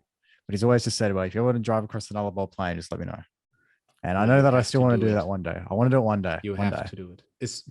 Especially if you are the one driving the vehicle. It is meditative in a way. You got to be careful that you don't doze off, because if you do, you're going to end up, like driving into the ocean. Basically, you're just like 100 or 200 meters from the ocean at any point in time, driving through or across the Nullarbor. But, it's just like, it's meditative. I loved it. It was just a couple of days of just driving straight, and it's hypnotic in a way. And you are dealing with the Arctic wind the entire time. Massive Arctic wind, so you got to steer the wheel like into the other direction, so that the wind doesn't blow you off the highway. So yeah, it's unique, man. You should do that. Never even thought about that. Yeah, Jack. Well, the next time your dad offers you Jack, don't think of it like, oh, well, I have the house to myself and get some girls over. Oh well. Go over to Victoria, okay, bro? Okay, the girls can. I need to anyway, because my grandparents are getting old. My dad's getting old. I'd like to actually do that with my dad before he, do it. Hits the. You should. Because I think that'd be good. It'd be good 5 days. But anyway. Anyway, I guess is it time now, Jack, for 5-second frenzy? Yeah, go ahead. Go ahead. Okay, have you let Alex know what 5-second frenzy is, or we bring it on the I've always thought you've sprung it on people. I always spring on people, and I'm springing on you right now here, Alex. Thumbtack Jack. It's called 5-second frenzy. You have 5 seconds to answer each question. Even if you break the 5-second rule, it's okay. You won't get in trouble, but it's about your favorite this, your favorite that. It should be easy. You're not a 60-plus-year-old wrestler who has a hard time answering things in 5 seconds, so you should be okay. So here we go. First question, 5-second frenzy. Who is your favorite wrestler? Past or present? Of all time. Ooh, if you go to America, it would be Owen Hart. If you go to Japan, it would be Hayabusa. Very nice. I know this is a tough one, but over the years, who would you say is your favorite opponent? I would say Masada. Masada and Drake Younger. I really always enjoyed working those guys. And Danny Havoc as well. Excellent, excellent. If you could pick one match, I think I might know the answer, but what was your favorite match you ever performed in? That would be against Masada. We mentioned that match in the interview. That's the first match we had against each other in Germany in September of 2009. People can go check that out at the on WZWA Now, their streaming service. They have that match in like a best of Thumbtack Jack match compilation. That was fantastic. Texas Deathmatch. Oh, that was so much fun. Excellent. We're definitely going to check that out at some point. We're kind of moving away from the usual format of 5-second frenzy because we're throwing some ones that we don't usually throw in because this is just topical to you. But what is your favorite deathmatch weapon to use? Ooh, interesting question. I would probably have to say syringes, but like that would be like in kayfabe, the character Thumbtack Jack. I don't know if I can nail it down to a specific gimmick. Like it would always be something, you know, like getting a big reaction out of the crowd. If you can do that with any type of gimmick, get a big reaction out of the crowd without hurting yourself, hurt yourself a little, get a big reaction. I think whenever you can do that, that's pretty cool. I'm trying to think of like anything unique that I have done that people probably have never heard of before, but yeah, whatever. I'll go with syringes. Just stab them, motherfuckers. Nice. Stab them in the feet. It's not. It's the visual, man. It's the visual. People hate needles. It's a phobia. That's it. Oh, Yeah, that's the thing. Everybody can relate. Everybody hates going to the exactly. dentist.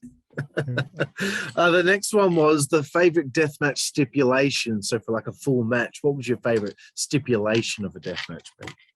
Yeah, I would go for the Texas Deathmatch if you apply the classical rules, the old school rules like I did with Masada, where it's you pin the guy or you submit the guy and then he has 10 seconds to get up.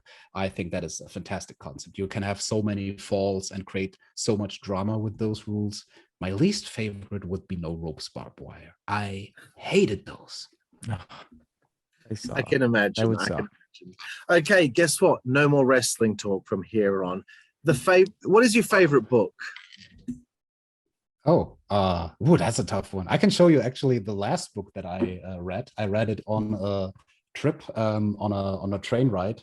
It's about the dream time. Nice. The Australian dream time. So it's a lot of, you know, like Aboriginal stuff. It's a small book, you know, like it's 40 pages, but I felt like I can easily read that. So I'm just gonna pick that. And you know, there are stories about kangaroos and fish and whatnot. Dream time. Nice. Excellent. Moving away from books to your favorite TV show. Ooh, like a series?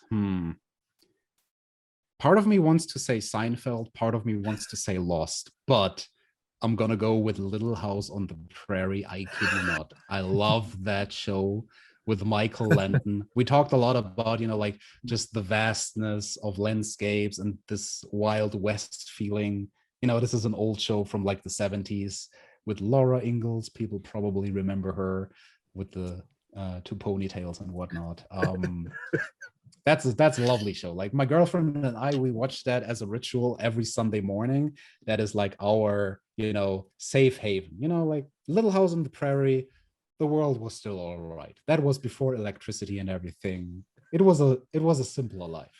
I think that's tremendous. So everyone out there that's watched the podcast, Thumbtack Jack, Deathmatch legend, favorite TV show, Little House on the Prairie, and Sabu's was the Real Housewives of whatever city it was. Oh, Yes, God. yes. I see a theme here. Okay, favorite film. Ooh, all time it would have to be Back to the Future. Oh, Nice. bro. If you would yes. ask me which part of the trilogy, that has changed throughout the years. When I was a child, it was the first part. When I was a teenager, I loved the second part the most. And right now, I'm getting old. I love the third part with the Wild West. If I can take if I can mention like a different one, like with a different genre, it would be Stay. That's a movie with Ryan Gosling that a lot of people have not heard about. That was shortly before he started to become like a real famous celebrity. So it's like with him, Ryan Gosling, and Ewan McGregor, and I think it's Naomi Watts in the female leading role. That is a fantastic drama about a 21-year-old guy played by a young Ryan Gosling who wants to kill himself and announces it to his shrink and says, like, I'm gonna kill myself on my birthday in 3 days. Right, interesting. I haven't seen it, but I'll have to check that out. Favorite musical artist or band? I would have to say Shinedown. I really love them. Alternative rock, post-grunge type of band. I've followed them throughout their entire career, and I already fell in love with them in the early 2000s, ever before they ever played in Europe. And I was actually there live when they played their very first gig in Europe. And it was just like me and 20 other guys in attendance. Like they were the first act on one of the days of a festival. Okay. So most people were still sleeping, but to me it was like, that's my main event. That's Shinedown, the guys from Jacksonville, Florida. I love them, and I've met them. Like they are terrific guys. I think they actually like kind of remember me every time I see them. Oh, you're the wrestler dude, right? Awesome. I knew you'd have a good taste in music because I believe you're down with the sickness, my friend. Moving away from the arts now, favorite food? Wow, this is going to be a lame answer, but it's just your typical wrestler answer. Just like, give me a chicken and some veggies and rice and I'm fine. Grilled chicken all the way, man. Very nice. nice. Favorite place? Followed by kangaroo. Like I actually love the taste of kangaroo meat. It is lean. It is cheap if you buy it in Australia because kangaroos are a plague in Australia. Yeah. And like a lot of Australians look at me like, oh, you eat that stuff? And I'm like, yeah, sure, it's delicious. No, kangaroo is fantastic. It costs like 25 euros to get some good kangaroo meat in Germany, and it costs like $5 to get half a kilo in Australia. So I just eat that all the time. I have never tried kangaroo. Oh, Jack, it is really good, bro. It's not a common thing to have kangaroo for dinner over here, believe it or not. So it's a mission of mine to try it. Dude, you just got to go to Woolworths, bro. It's there. Really? There's a whole section. There's a whole section next to the turkey. There's kangaroo. Yeah. There's a whole bunch of duck is right next to it as well. Yeah, you'll find it. Bro. I'm trying it. Excellent. Cool. Back to Alex. Favorite place to eat on the road? Oh, it's a long time since I've been on the road. I would have to say Starbucks. I don't eat at Starbucks, but just give me some coffee and I'm good to go. Excellent. Nice.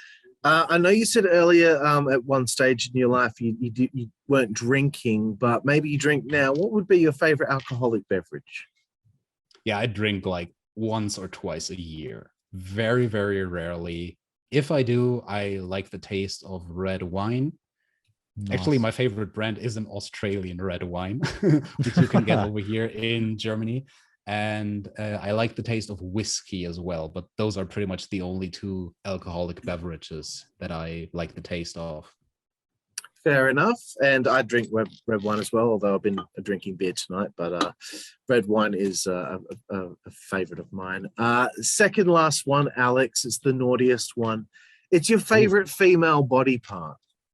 Oh, well, if I gotta be honest, I have to say tits. Nice. My girlfriend is not gonna like that answer. So no, I'm gonna pedal back and I'm gonna say hair. I like nice hair. And, you know.